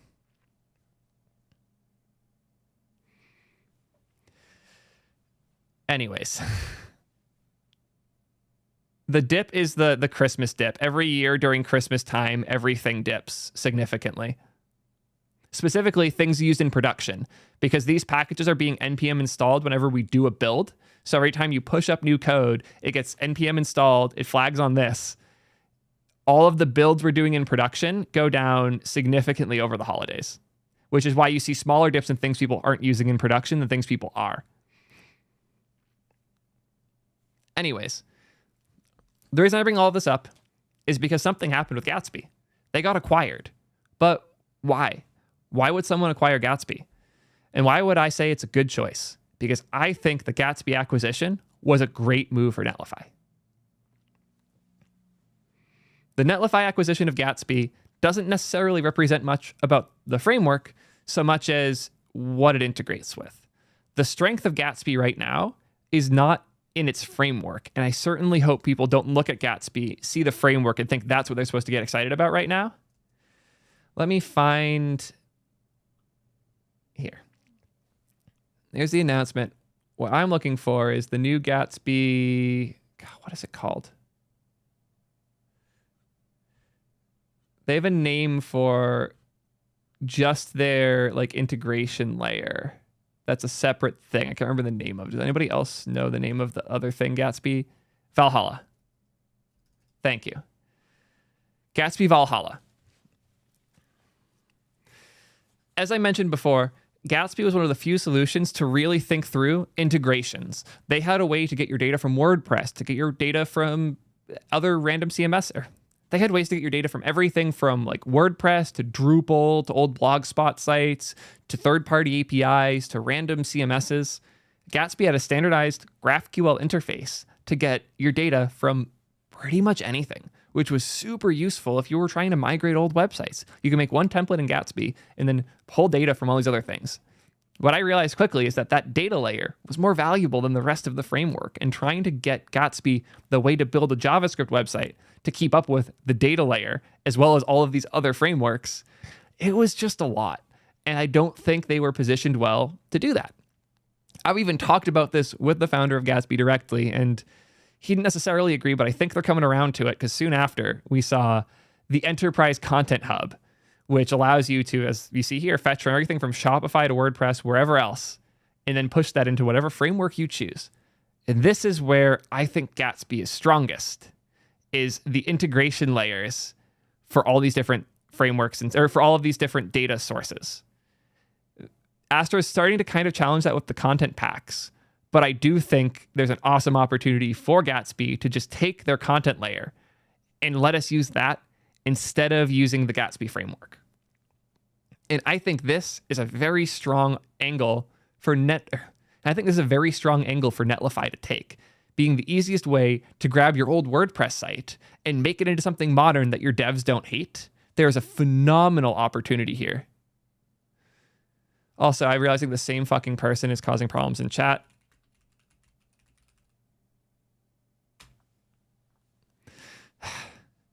Get better about the bans, guys. I see moderators here.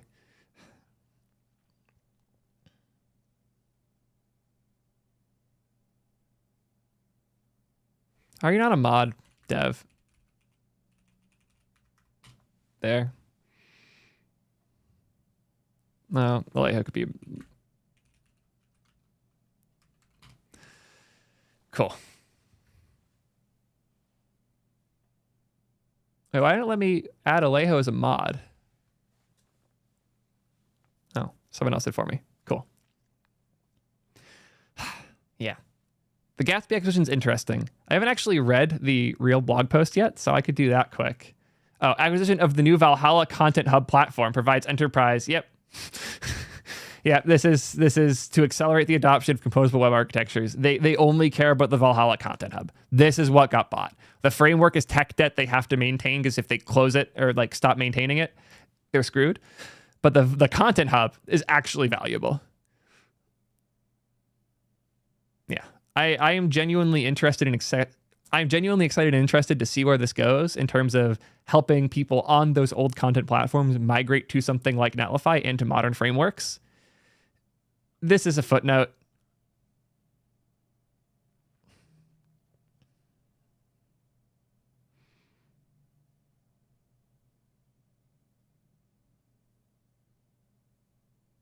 Allows us to give provide developers with increased flexibility and choices building composable web experiences.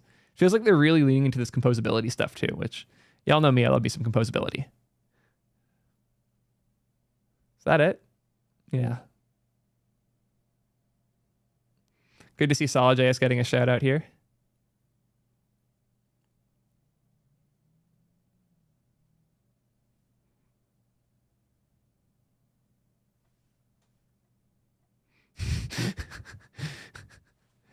I just saw Ryan's message. He's amused at how few people know he actually works at Netlify on Solid. Yeah. I thought that was pretty well known, but also pretty close with Ryan. Regardless, I think that's all I got. Gatsby acquisition is really interesting for reasons y'all might not have known about. Let me know what you think about the Content Hub. Watch whatever videos being recommended there. Peace. I'm still here. That was just for the end of the video. Don't go anywhere, y'all. Who acquired Gatsby? Netlify acquired Gatsby. Okay. Does that mean it's time for the announcements? I think that means it's time for the announcements. Let me make sure I don't accidentally share things I don't want to on Twitter.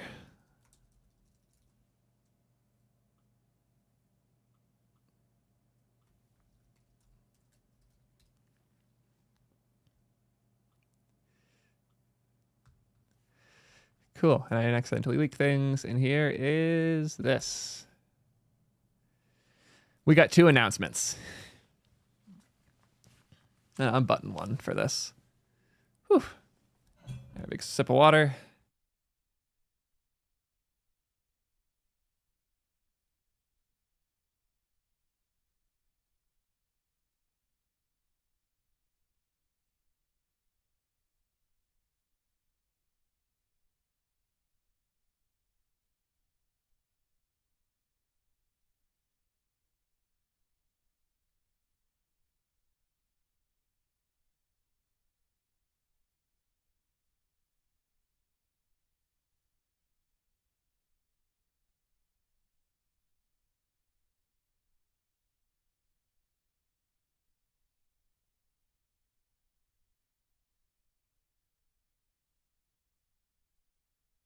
Oh, fuck, I'm muted. Yep, thank you. I was muting for having a sip of water and I forgot to check after. That's what happens when I don't self-monitor. Yeah. Go like and retweet my announcement tweets so people don't miss this, please.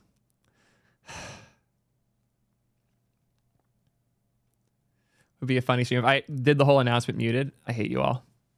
Have me up in the Netflix office? They still let you show up there? What about last week? Oh, we're not supposed to talk about that. Never mind. Sorry, Trash.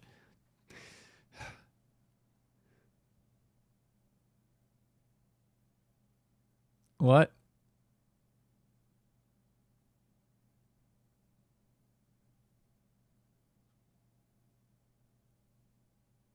Yes, you can take out the trash. Interesting that that's like running JS.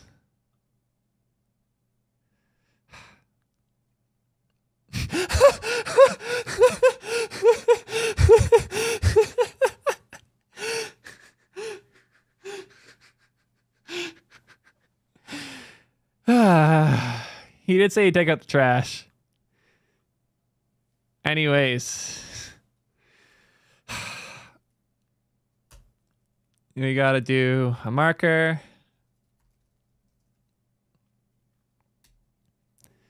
Time for announcement number 1. Good time to show up for one of my streams because you're here for some big announcements. How do I want to do this one? Just go in? We'll just go in.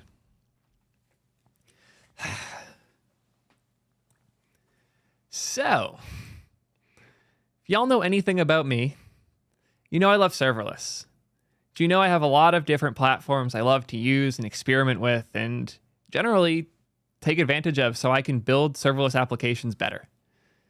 I have been thinking a lot about the tools I use, the state of the channel, sponsorships, and generally speaking, what would make the most sense for the channel and for me to both make content about tech and tools that I know, trust, and care about, and to bring as much value as possible to y'all as the viewers of the channel. I've had so many people hitting me up for sponsorships, and a lot of them, I'll be frank, are for tools I don't feel comfortable recommending. Every sponsor I have taken is a tool that I it's a tool I genuinely use or could see myself using and understand the value proposition it brings. I've been concerned about the sponsor deals I take and making sure the ones I take are aligned with the goals I'm pushing on the channel and the general narratives that we're trying to explore. Like, what does the future of serverless look like? How far can the T3 stack go? And as such, I'm introducing a new program, the T3 Deploy Partners. All of the T3 Deploy Partners are companies I chose. I reached out to them and bickered back and forth for months. I've been planning this since November. And just yesterday, we've finally nailed down the first set of 4 T3 Deploy Partners. I'm sure y'all can guess who a handful of them are, but I'm just going to say it because it's more fun. We snagged Vercel, PlanetScale, Upstash, and Axiom. 4 companies I've been building on for over a year now, and I genuinely trust and care so much about. This isn't a traditional sponsor deal. This isn't the usual bullshit somebody's paying me to shill some stuff. I had to work with all of these companies directly and build trust and a plan on what we're going to do so I personally could be excited and confident in the brands I'm working with as I bring them to y'all. Axiom is a phenomenal tool for logging your production services. If you're deploying things, especially in serverless environments, is one of the best ways to get insight on what's going on. Upstash is how you should be using Redis if you have an option or choice to do it. If you want to spin up a quick queue or job system events, Kafka, all that type of stuff, Upstash handles all of that too, meaning the few things I would need a server for, I no longer do. PlanetScale is the best possible database for your serverless products. If you're building in a serverless way and you never want to think about scale again, while also having a great developer experience against a fast, secure database running SQL, PlanetScale is really hard to beat, especially with the stuff they're doing with the HTML or the HTTP edge, making it possible to hit it in ways you can't query other databases. It feels as ready as any database could be for me in the serverless world. But obviously, the one that was the hardest but the most important for me was Vercel. They've never done a deal quite like this before, and I've worked closely with Lee and the team, and I'm so excited for the stuff that we'll be showing off and highlighting. I cannot imagine doing this without Vercel. They are, in almost every way, the heaviest pushers of the serverless future. And if I'm here to talk about how to build serverless, I couldn't imagine doing it without them. So couldn't be more excited to confirm the T3 Deploy Partner Program has started today, and we will now be sponsored for basically everything through those 4. It means a ton. So thank you to the awesome people over at Vercel, PlanetScale, Upstash, and Axiom for making all of this possible. How is that? I'm pretty hyped, if you couldn't tell. I have been thinking way too much about sponsorships for the channel, and I wanted to make sure if we did them right here. This also means I could start doing things like coding live on stream and deploying stuff all the time and not feel like I'm shilling products I don't want to. Like, it's been way harder for me to make decisions around what to build, what to do, what to deploy on, what to try before. And I picked the things I was excited about so I could talk about the things I was excited about. And I do genuinely hope this allows me the freedom to build awesome shit again. Yeah, pretty excited. What's the name? It's the T3 Deploy Partners.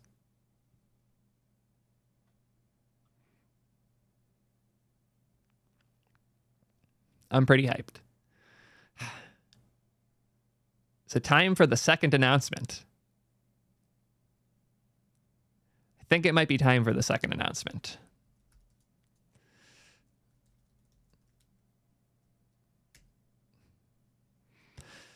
The second announcement is another thing I've been working on for quite a while.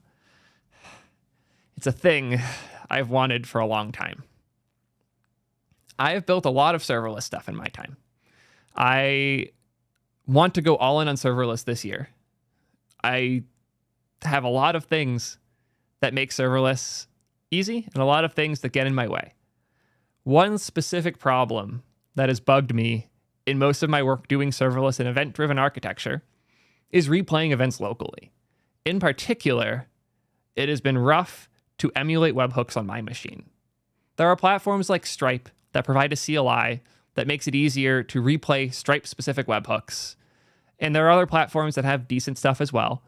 But there isn't a generic way to run a random webhook on my machine. If I have a webhook from, let's say, Shopify, or a custom one from our own, or a custom one from our own infra, or one from S3 or other places, there hasn't been a simple, consistent way to replicate webhooks locally on your machine until now.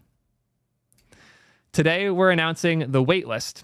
The waitlist, to be clear, there are people using it. If you sign up now, you could join, and we'll get you an ASAP.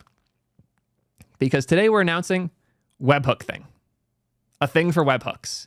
It's a simple tool you run locally that lets you run events against your environment without any of the hassle and bullshit. It is the simplest way, by far, to run and emulate events locally. Webhookthing.com. If you want to sign up for the waitlist now, you can go to the website, put in an endpoint that will hit when you're ready. Also throw an email address in there too. You click this little button, see an email pop up there. Should I do a demo? I'll do a demo. I need to hide one or two things when I do the demo, though. I find a good environment for it.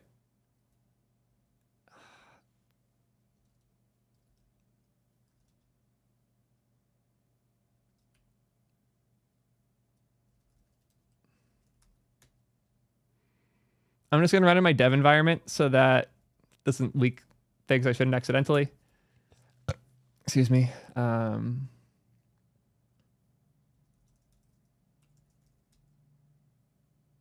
Cool. So I have two servers running right now. I have the Webhookthing dev server, which is just, this is the package that you would be installing. And I have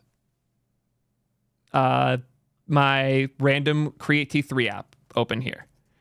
Let's open this guy in the code so I have access.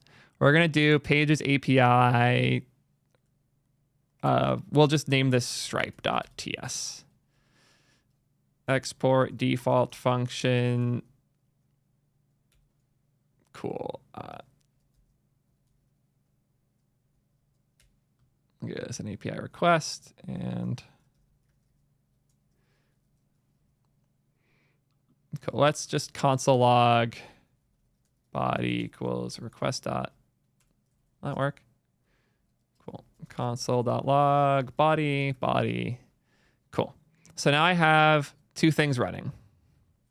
I have on localhost 3000 this random create T3 app. And I have on 5173 For you guys, it's going to be, this is just the V port because I'm running it locally. It's 2033 is going, for me, it redirects here, but for you, it's going to be 2033, so it's the random port I chose. And here I have default webhooks. I could delete them, and I'll actually do that quick. Let me not accidentally leak things when I do that. rm rf dot.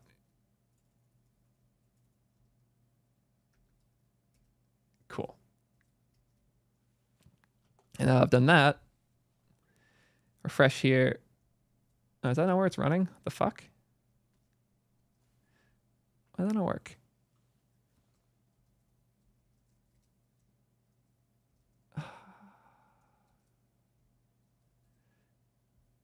Oh, I know the easier solution. Cool. I'll do the easier solution. We're going to open the folder, going to delete them. And now they're gone. This is the default state when you run Webhookthing. You have a simple web UI. You click download sample webhooks. And here are your webhooks. Now you can run them. That terminal error happened because it couldn't run for some reason. Oh, it did run, and we got a response. I haven't, in this build, I don't have it show when the response came through.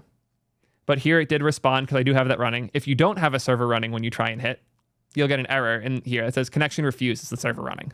Nice, simple, easy to know. Oh, shoot, I need to actually run the dev server. Now that'll work. However, I'm not hitting the right endpoint. I'm just hitting this like A's thing. So we'll do API. I think it's Stripe. Save changes. Run against that instead. And we should see here, body, content. Hey, welcome to Captain. The easiest way to test yada yada. Because this is now just going to hit whatever endpoint I put there. We'll be adding the ability to customize headers in the near future, as well as the ability to set specific endpoints per JSON blob. But all this is a pile of JSON blobs inside of your code directory. You have a folder .thing/hooks, and in .thing/hooks, you drop these JSON blobs, and now all of these are piles of data you can run against your local UI and your local backend.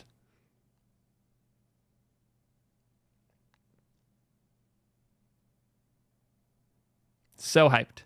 Y'all might have seen a project I was working on before called Captain. This is what it's become. Captain is now Webhookthing. Why not ngrok, someone asked. Ngrok solves a different problem.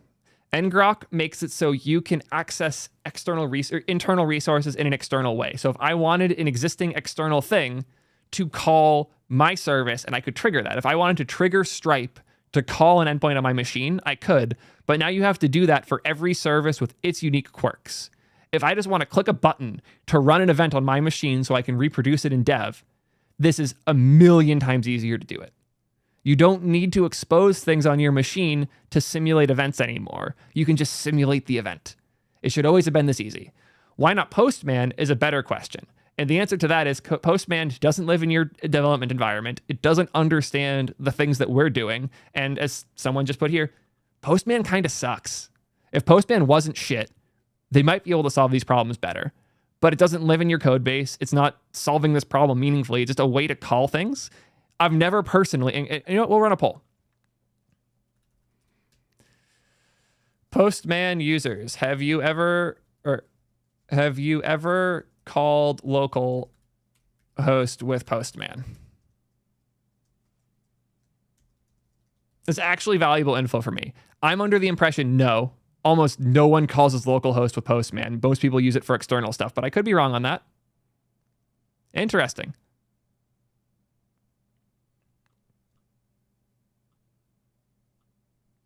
I use Postman for external APIs, and I just curl or call things for local.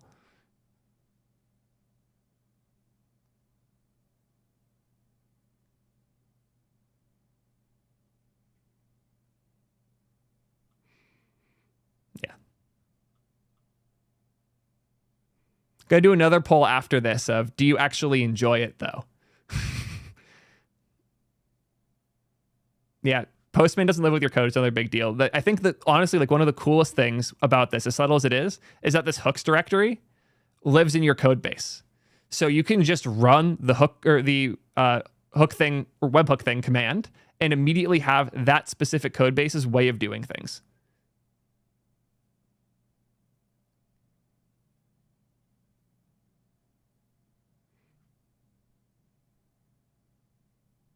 I can't honestly tell you how. Do I have to do a rant about all the things I hate about Postman? The next poll is going to be, do you actually know how variables in Postman work? Because I'm not confident anyone does.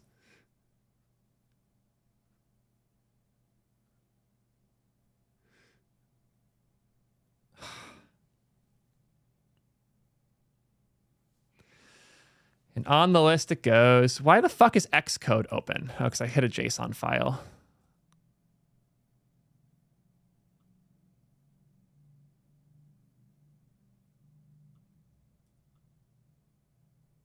Moving this to concept. And all the things I hate about Postman.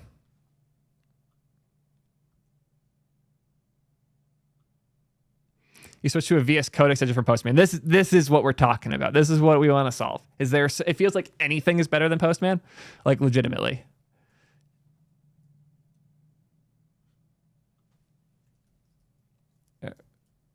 Poll. Do you know how variables work in Postman? Yes, but I'm ashamed. No.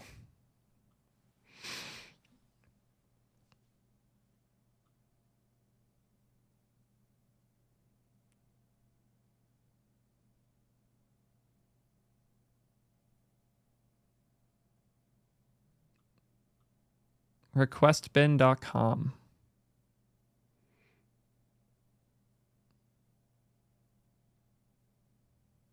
This is for inspection, it seems, like receiving processing events. Like you're picking where things go to and from. I don't want to live in between events. I don't want to live on a server. I just want to make your code base easier to work with.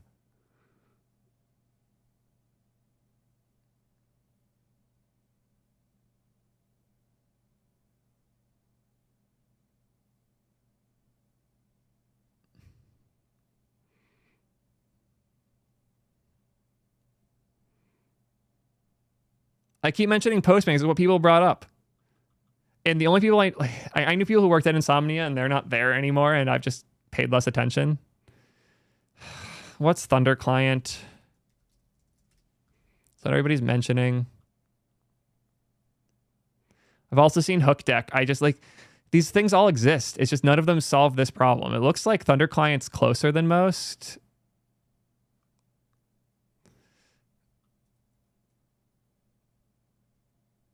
2.8K stars, not bad.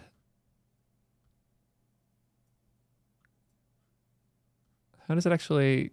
Where do I put the things, though? Git in a Git project. This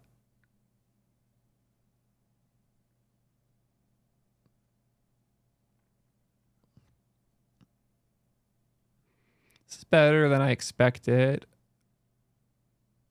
Wait, no, this is way worse. This is storing in your system, not in your code environment. They want this to be fully separate. No, this should be way simpler. All of these things are so much more complex than they need to be. That's the problem. This was so close, but so far. Git sync. Yeah, that's what I was in here. Okay, it has a workspace relative path option. But the default storage location is this random like app data folder. It should never store in app data. It should store in the code.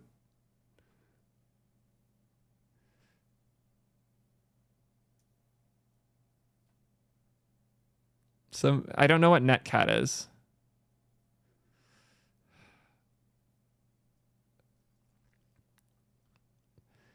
The other thing is to understand, like the only thing that's close to what we're doing that I've seen so far was the one I just had, the Thunder client.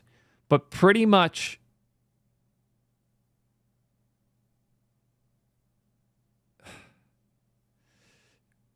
don't reveal products to live with live chat because all you get is stupid. Thank you to the handful of people who got it and immediately saw why it's valuable. But like all of these whatabouts are going to drive me mad. I built this because I had a problem and nothing solved it. So we solved it.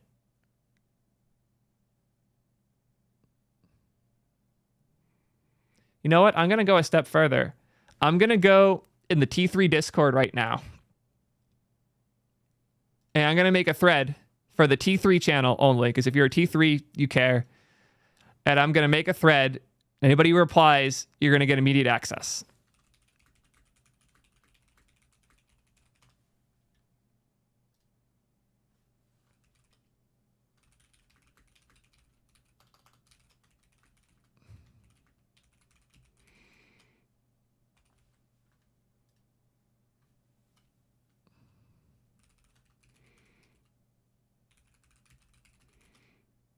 Cool. And now y'all have access.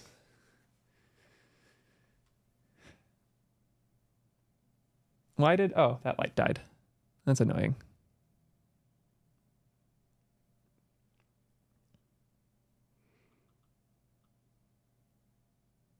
Is this what live sub baiting is? Yes.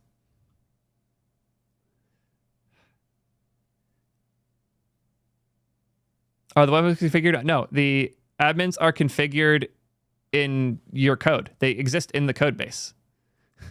So like when you run that command, it just puts them in the folder in your code base. Like put JSON files in .thing/hooks. Wherever you run the webhookthing command, you can install it on your project or you can just run the command. So why is that clipping so weird? Oh, that's not clipping. It's just like the color matches my shirt and I'm going crazy. Cool.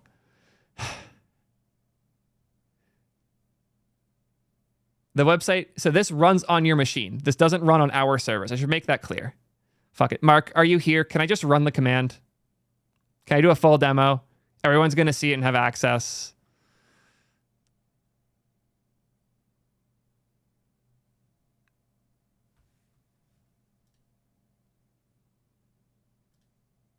Up to me? Cool, we're doing it. Here's how we do this. The way you would use this in your code base. I have this terminal. Here's a web project. I'm going to close the thing right in the background. Here. From scratch tutorial for Webhookthing. We're going to make a new project with create T3 app. npx create T3 app at latest. thing demo. TypeScript. All I want is TRPC. Yeah, I will want Tailwind at some point.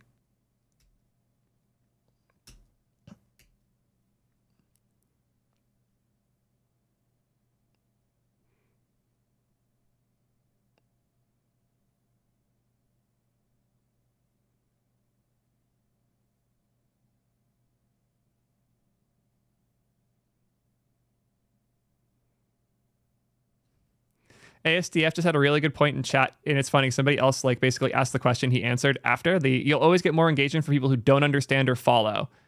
What are people supposed to do when they agree, just other than clap and say W once? Yep, this is 100% the case. This is ideal all the time on YouTube of like, the people who are leaving comments aren't the ones who get it and appreciate it. They're the ones who don't and have some problem with it. Like the average comment is not left by somebody who gets it.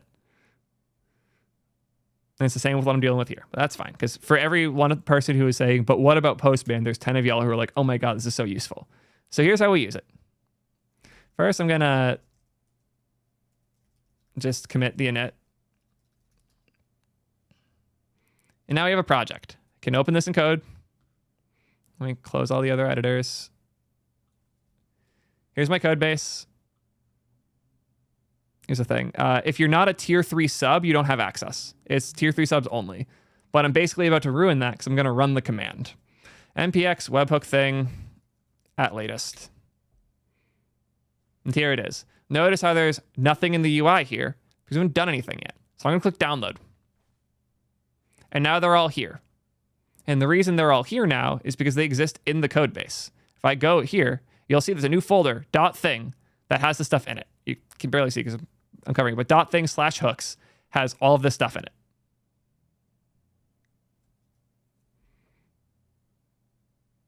This is so much simpler than anything before. If you want to add your own event to run here, you make a new a new JSON file. The JSON files don't come pre-configured. We have a button to download defaults. So I can delete all of these. Nothing else in here.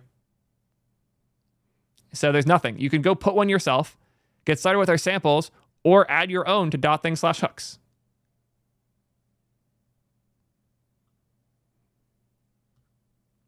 There you go. And now you can look at them. You can run them. It's not going to run because I'm not running the server. So let me go, well, run the server. npm dev.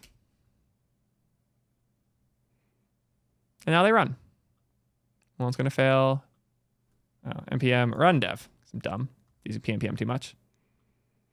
And now they succeed.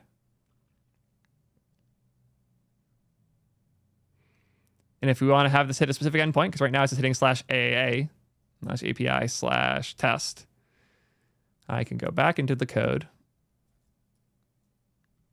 Source, pages, API, new file, test.ts, or default function, handler, whatever. I want a console log, console.log, request.body. And now, whenever I run one of these, I'll run two. The contents come back, or they should have come back on the server. /API/test. Why is that not?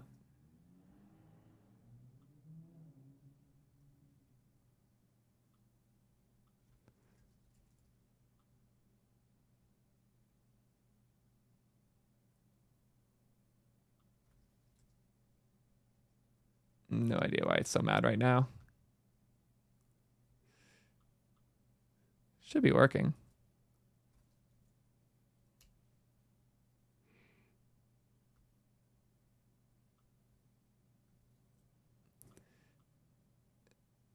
Our default async function, yeah, it's in pages API test.ts.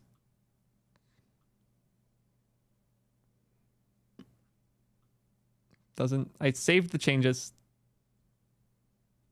Am I running in the right thing? I am. What was the one I was just in? Let me just... It doesn't matter that there's implicit any. It's compiling. Type error. Did y'all know? Oh, y'all haven't watched the new TypeScript video. I have a video coming out soon about why saying to deal with all that is dumb. Oh, I haven't saved here. Mark, we need an error for that. Put it in linear. If you've typed changes and you haven't saved them, these should give you a warning. Cool. Now we fix that. It's going to error because I'm not running the server. See, learning live. And now I go back. We'll see the blobs. They came through because we're actually hitting it with the JSON contents like we're supposed to.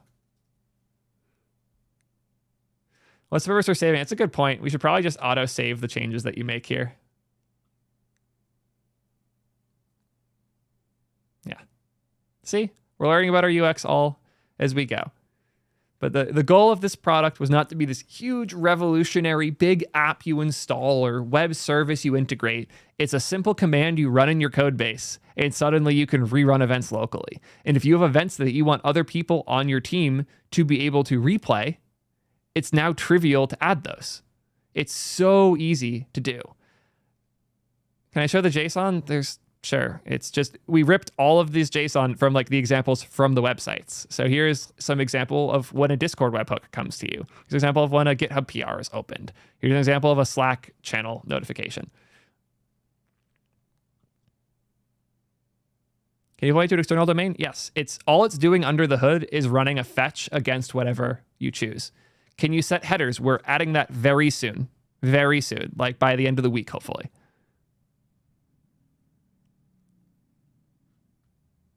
Can I describe a use case that's not one addressed by a test suite?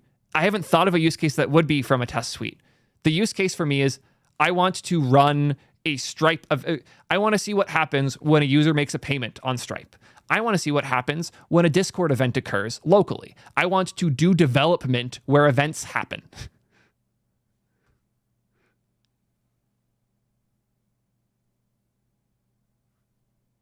The goal here isn't the things you do in Postman or the things you do in testing tools. The goal here is to let you as a developer move faster by replicating events in your development flow. This is the first time that running a fake Stripe event is so easy that you'll do it hundreds of times locally because you can now develop against it that easily.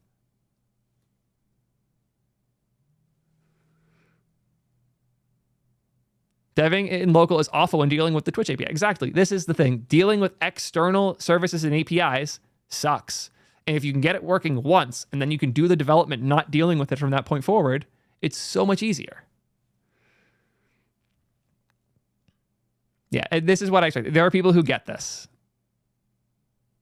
The sharing of these payloads in Git with a simple UI and command. Yeah, that's the value. You can share payloads in Git with a simple UI. Now you can run those things easily and trivially. Cool. Can somebody ban that?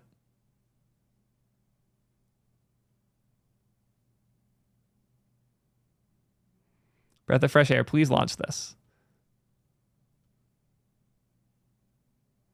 How do people do this before? They would do a lot of different things. They would save all of the events and put them in Postman. They would pay monthly for a group Postman account to share it with their team. Or they would have a file in their code base that has all of the different events they might run. Or they'd have an instruction set for different platforms. Like Stripe has a CLI for this. If you're just using Stripe and you're willing to get every dev set up on Stripe, it can be a better experience than this. How do you consider versions of payloads? Like, let's say GitHub makes a breaking change. Generally, external services don't, but we don't consider that. Oh, Voss, good to see you, man. Thanks for stopping by.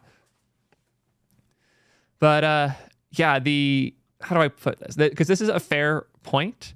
The goal of this isn't so much to guarantee the thing you're running is in perfect sync with the way external vendors are doing it. Most solutions make it harder to identify and fix those things, though. And the goal of what we built here is to make it as easy as possible to change things as you work. So just changing the file names, like if you get one that's V2, you can rename it and like do that yourself. But the goal here is to make it as simple as possible to build with and make these changes. And when something's wrong, like the version of the JSON blob changed, you can change it locally in that file and run it locally and work against it. There is a future where we start building things like type definitions into it and like better connection layers. But for now, the goal is very simply make it as easy as possible to run events locally. We're still deciding on open source. It's closed source at the moment. Could change in the future. Our goal right now is to release something that solved problems we had. It's in a very early state. It's like 0.2. We just shipped the first version a few days ago. It's still very, very early. But it's a great tool to speed up in development.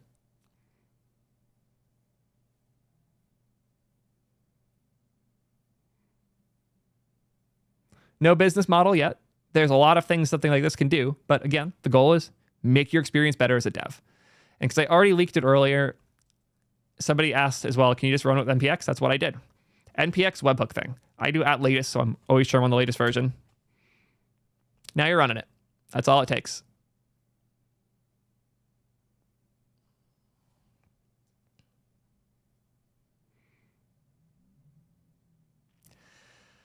You're going to have to pay me a lot more money for my answer to that question, Phils.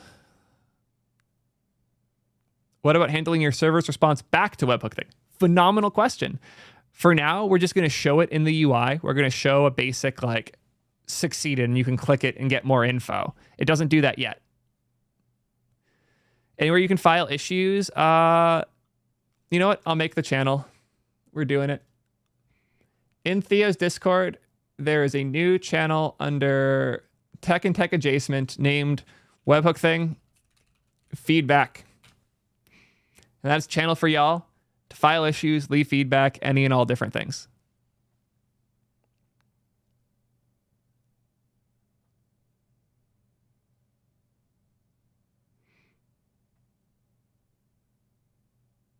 And Nick, I hope nobody paid you for that answer because it's a terrible one.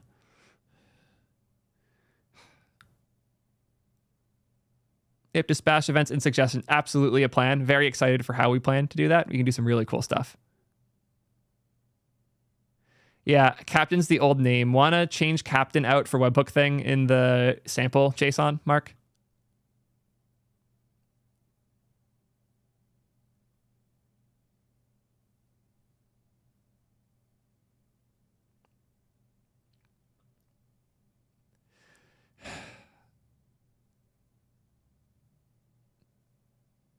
Good troll.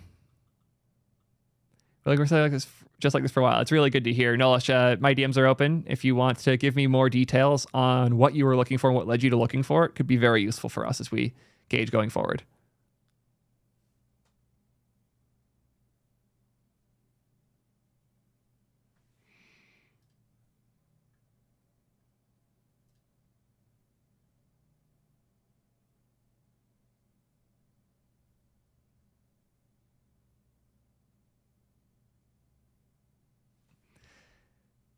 Renamed Hook. I considered this. It was originally Captain because it was like Captain Hooks.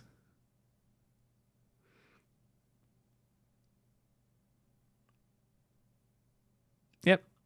Oh, yep. No, that's perfect. Exactly what we're trying to do. Local development while testing integrations with third-party stuff. An individual URL per payload. Yep, we're working on that too. We have some cool config stuff coming very soon. In fact, I'll ask you guys what you think. Our plan for this is, let's say we have this Discord webhook and you want this to have a special config. Basically what we're thinking is this will be like .config.json. And in here we'll have URL local host 3000 / API / Discord. Headers. And you can put whatever headers you want in here. And now you have the config for this specific thing.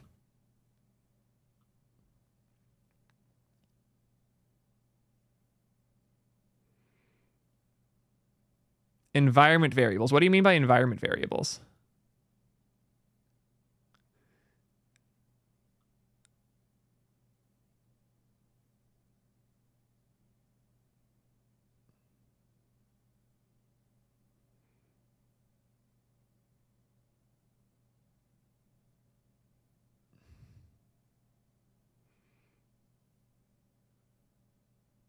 All you have to do to get it set up is npx webhookthing. Secrets for auth.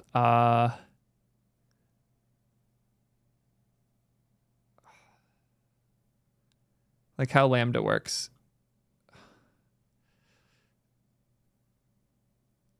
Usually what people would have, like, rather than like the environment variable isn't what you use when you send or receive the webhook. It's something you use when you send the webhook or receive it. It's not something you use to actually create it.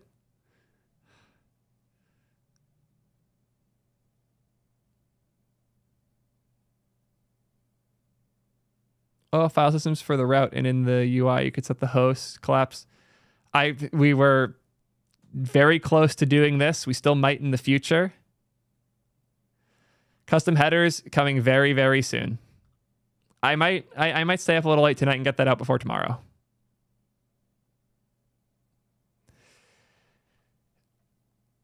Shah's question's actually valid. Stripe's one of the few people I'd consider a competitor because Stripe has a dope CLI.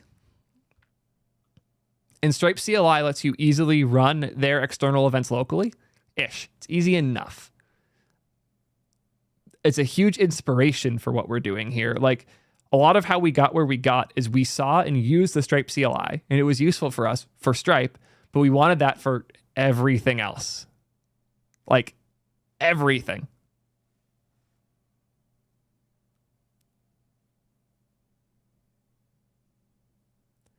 Unexpected. Oh, did you try running it? Can you post more context in the feedback channel on the Discord so I can help? I'll personally help with that if you're having problems. T3.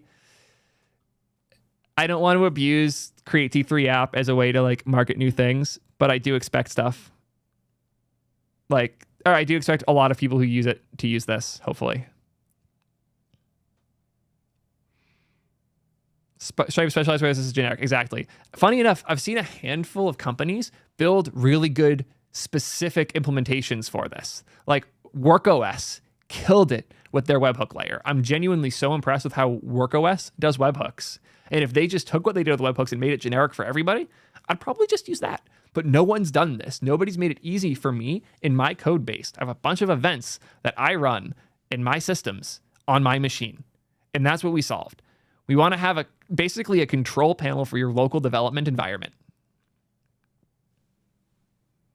And I'm really proud of what we built here. And I think the config system here will give us a ton of flexibility. I think Mark's pretty close to having it done. He said that I have to do a code review. So once I do that code review, we could have it out even in a few hours. Yeah. This is a UI that tells the server to post a payload to localhost, right? Yep. That's how the CLI side works. But the UI gives us a lot of opportunity. And the fact that the payloads live in your code base with a decent, consistent, configurable like syntax is convenient. Yes, ping is very much going into dev tools. Yes, I guess I've leaked these. I've already leaked enough. Yeah, docs.webhookthing.com. Fuck it.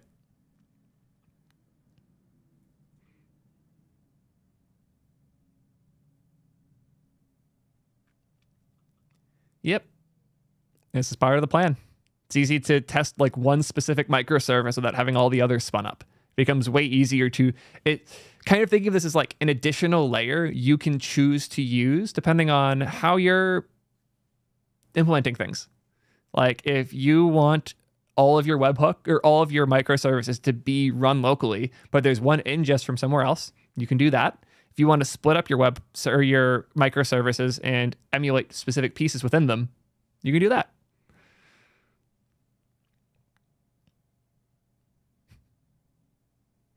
The docs are so... No, they are not.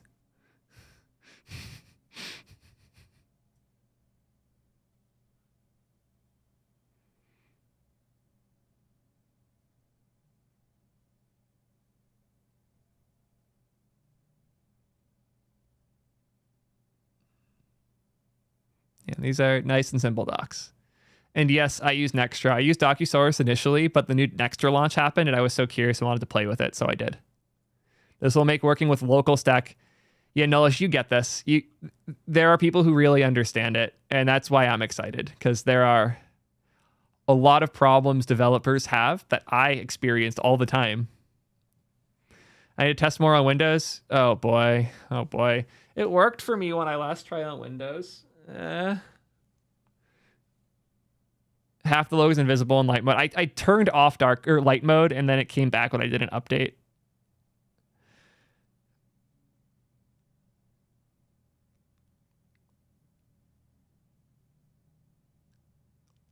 If the product solves a problem you have and you're excited by it, then solve the problem and then market it. But generally, I think a back and forth between the two is what's best. And that's what we're doing here. Like this version of Webhookthing, if you couldn't tell, is hilariously minimal. We wanted to do so much more, and we didn't. We chose to make the smallest, simplest part that we knew brought value to see how that goes, to see who benefits the most, what they benefit from, what they don't benefit from, what they want us to do, what they don't want us to do. And then we iterate more, and then we expand more. And we iterate more, and then we expand more. But it should be a back and forth constantly of solving a problem, showing the solution to people, then solving the problem, or then solving the new problems we figure out about, and then showing those to more people, back and forth constantly. Ideally, minimizing the amount of time in either of those sections so you can be constantly moving forward. So if you have a way to build a small version of the product to see if it solves the problem for a small number of people, and it does, expand from there. And if it doesn't, move to the next thing.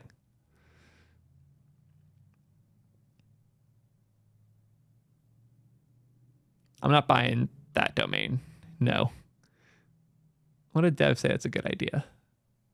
You can do a ping conf. We're considering it. We have a lot to talk about in the future there. This is just the first thing that we're doing. You may have noticed that we did a .thing folder, and right now we just have hooks in it. But we can put other things in our thing. Thing's a good thing to have in your code base.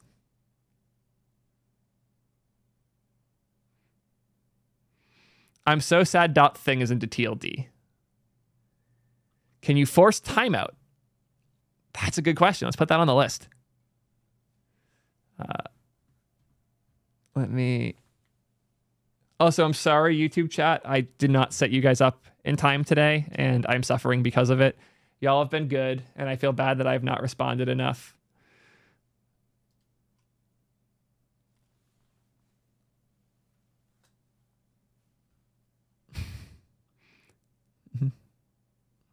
Having Theo's thing in your code base makes your developers happy. That's a pretty good line. Ping's things make your code better.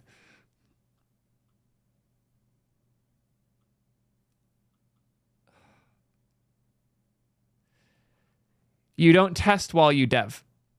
Okay, so Nihil, I'm going to flip this the other way. I have an endpoint test. Let's say I want this endpoint to update my database when Discord sends a message. How do I run that on my machine using tests? There's a massive difference between testing, which validates changes are working, and development, which is making something work. Fundamentally different.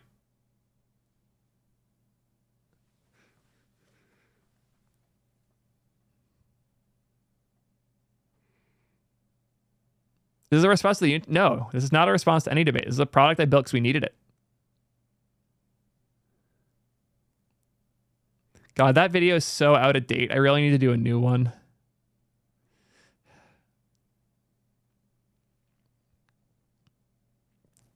Running an event on your machine is not testing, it's simulating. Simulation is not the same thing as a test. Tests are automated processes that make sure things are correct. You get it. A lot of y'all are getting it. It's a dev tool, not QA. Yep.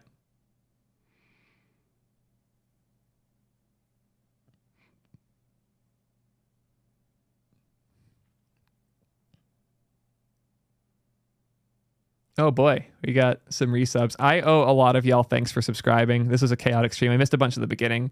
We got Dez with the Prime sub, Jar with the 20 gifts, Wesley with the 5 gifts, Grayson with Prime, Gore with Prime, Trash with the tier 1. You've been sub for 8 months. Trash is like the only person of the like creators who maintains a sub. We got Lucas with the resub, Boak with the resub, Everett with the Prime sub, RT with the resub, Barry with the resub, RT with the gift, Lacardion with the resub, Silvio with 5 months of Prime. Thank you for keeping the Primes up. Tater with the resub, Sunday with the tier 3. Appreciate you, man. Wesley with the gift sub, Fred with the resub, Robinson with the Prime, Cassidy RC is what I'm calling you with the resub. 6 months in now. I got Shaw with the tier 3 resub. Always appreciate that. Mr. Sir with the tier 3 resub as well. Acorn rating with 100 viewers right as I'm going through all my alerts. Appreciate you a ton for that. Nix came along with that raid, it seems. Good to see you as always, man. And we got Rise with the resub as well. You're just here to keep access to the sub only. And then Alejo with 20 gifts. God damn it, y'all. Thank you, man. Appreciate that a ton.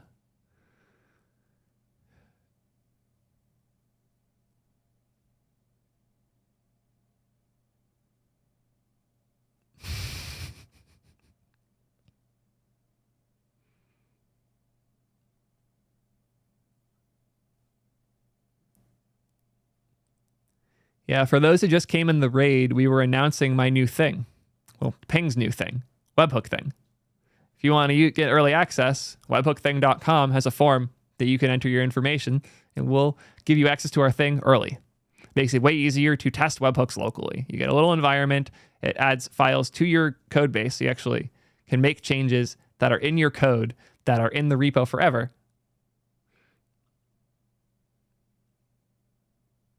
Everybody's saying get a new URL. We have webhookthing.com. How do you beat webhookthing.com? This is the best name. Anybody who says devs suck at naming, yeah, they do, which is why I'm not a dev, clearly, because I'm great at naming. Yeah. Webhook thing by Ping. It's perfect. It's perfect.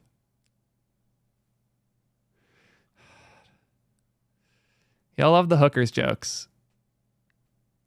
Webhookthingy.com. God damn it, Gappy.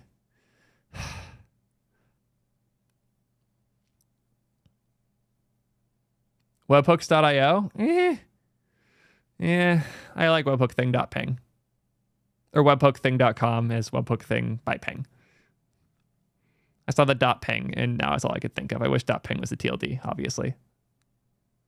You heard it here first. Theo's not a dev. Damn right I'm not. I don't have a third announcement today. I have plenty more coming in the near future. I have so much insane shit going on in the background. Why are y'all leaking my fucking homepage? People don't need to know about that website.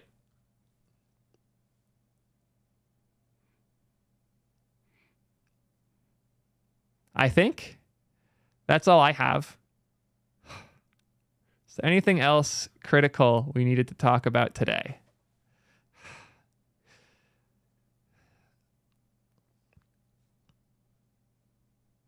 Where's the other, my 2023? Because now that we've announced the T3 partner program, I can finally do the 2023 stack video. This video, I've wanted to do this video for like 4 months now, and I haven't been able to because I really wanted to get the sponsor stuff handled first, because I didn't want to be accused of like, oh, you're just shilling the companies that are paying you. No, opposite way. I picked the companies I shill, and I wanted that on the record because of how important that is. And so I didn't get the sponsors after the video either. I really wanted to make sure the order of events here was correct because I really want to do a video about the infrastructure I'll be building on for all of this year. And then the tech, obviously, I'm just going to rant about all the stuff we usually build on.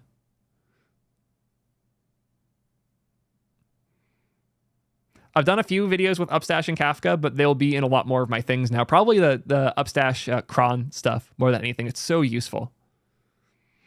OAuth simulating with with Webhookthing. Yeah, these are going to be some fun challenges for us to work through.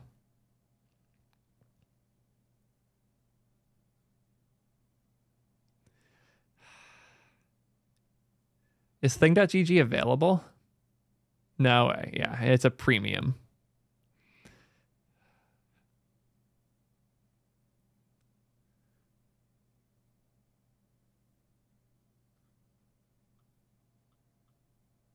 Oh, an exclamation point thing command is a good idea.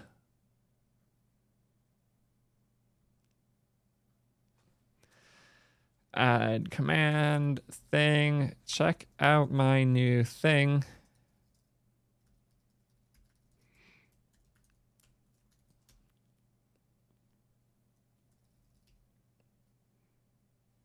Oh no, it didn't make the URL work.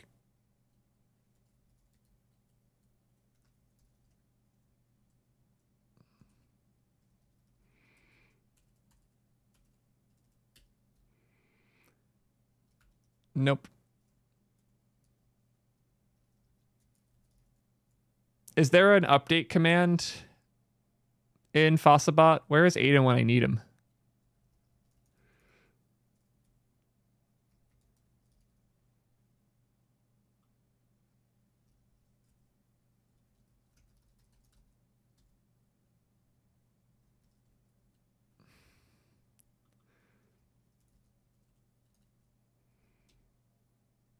Okay, it's edit. Cool. Fixed. Thank you, Aiden. It's also crazy that like I updated it and Dev did the thing and it like the timing there for that to hit correct is nuts. I'm trying to decide if I want to make this a formal announcement or not, but yes, Ping is all in on dev tools starting today. We have done some significant changes to the team, to our planning, and to our future. But as of today, Ping is a dev tools company. And I'm very excited about that because we learned so much building all the things we built in video, and I want to bring back what we learned to the rest of the dev world.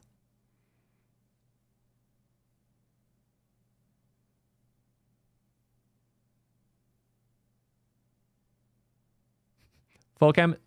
So it's gonna, like, I have the full cam recorded separately, but yes, Ping is now a DevTools company, and I'm so excited to share all the things we learned and what we've built and make all of dev as easy as we've made it for ourselves. You should be very excited for the things we have coming from Ping now and in the near future.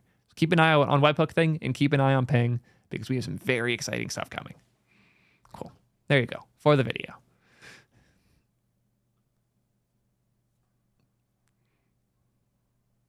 Thank you all for the hype train, all the gift subs, and overall chaos. And thank you, Low Level, for the resub as well. Good to have you here, man.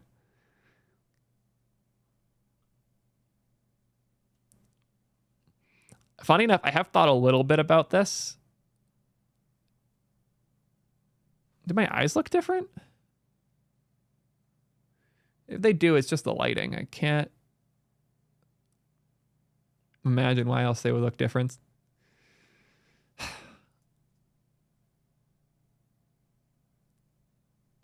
The stash brings out the brown in my eyes. Yep. Very excited to show off my thing on stream.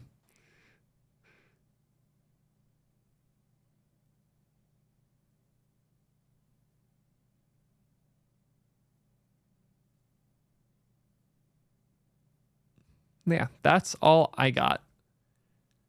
I am going to be honest, y'all. I kind of want to just go work on Webhookthing. I was 50-50 on streaming today. So I'm going to go do that. Let's figure out who we're rating.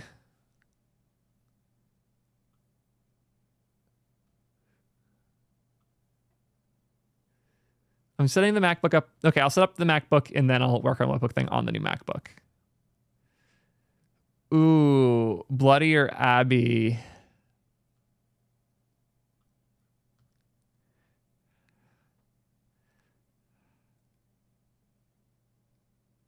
Oh, we haven't rated Love before.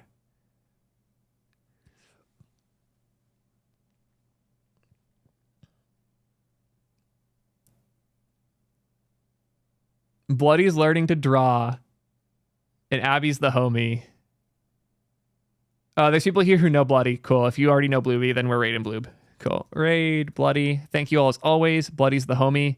She's great. She mostly does Pokemon stuff nowadays, but she does all sorts of things. She helps me with my channel. I help her with hers. She's like the person I talk to about YouTube probably the most.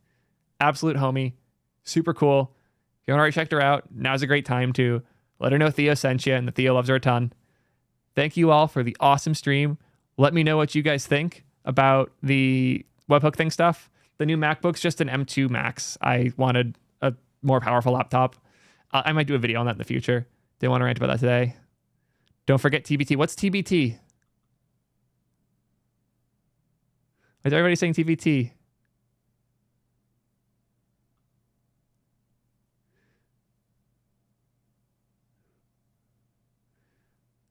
What is TBT? You keep mentioning it. Going insane.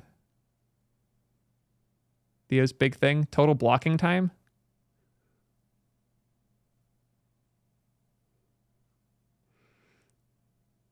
We're going with Theo's big thing. I'm hitting that raid now button. Total blocking time. Oh, for diagnostics. Yeah, cool. We'll figure that out. I'm on the pro. I'm headed out. Peace, nerds.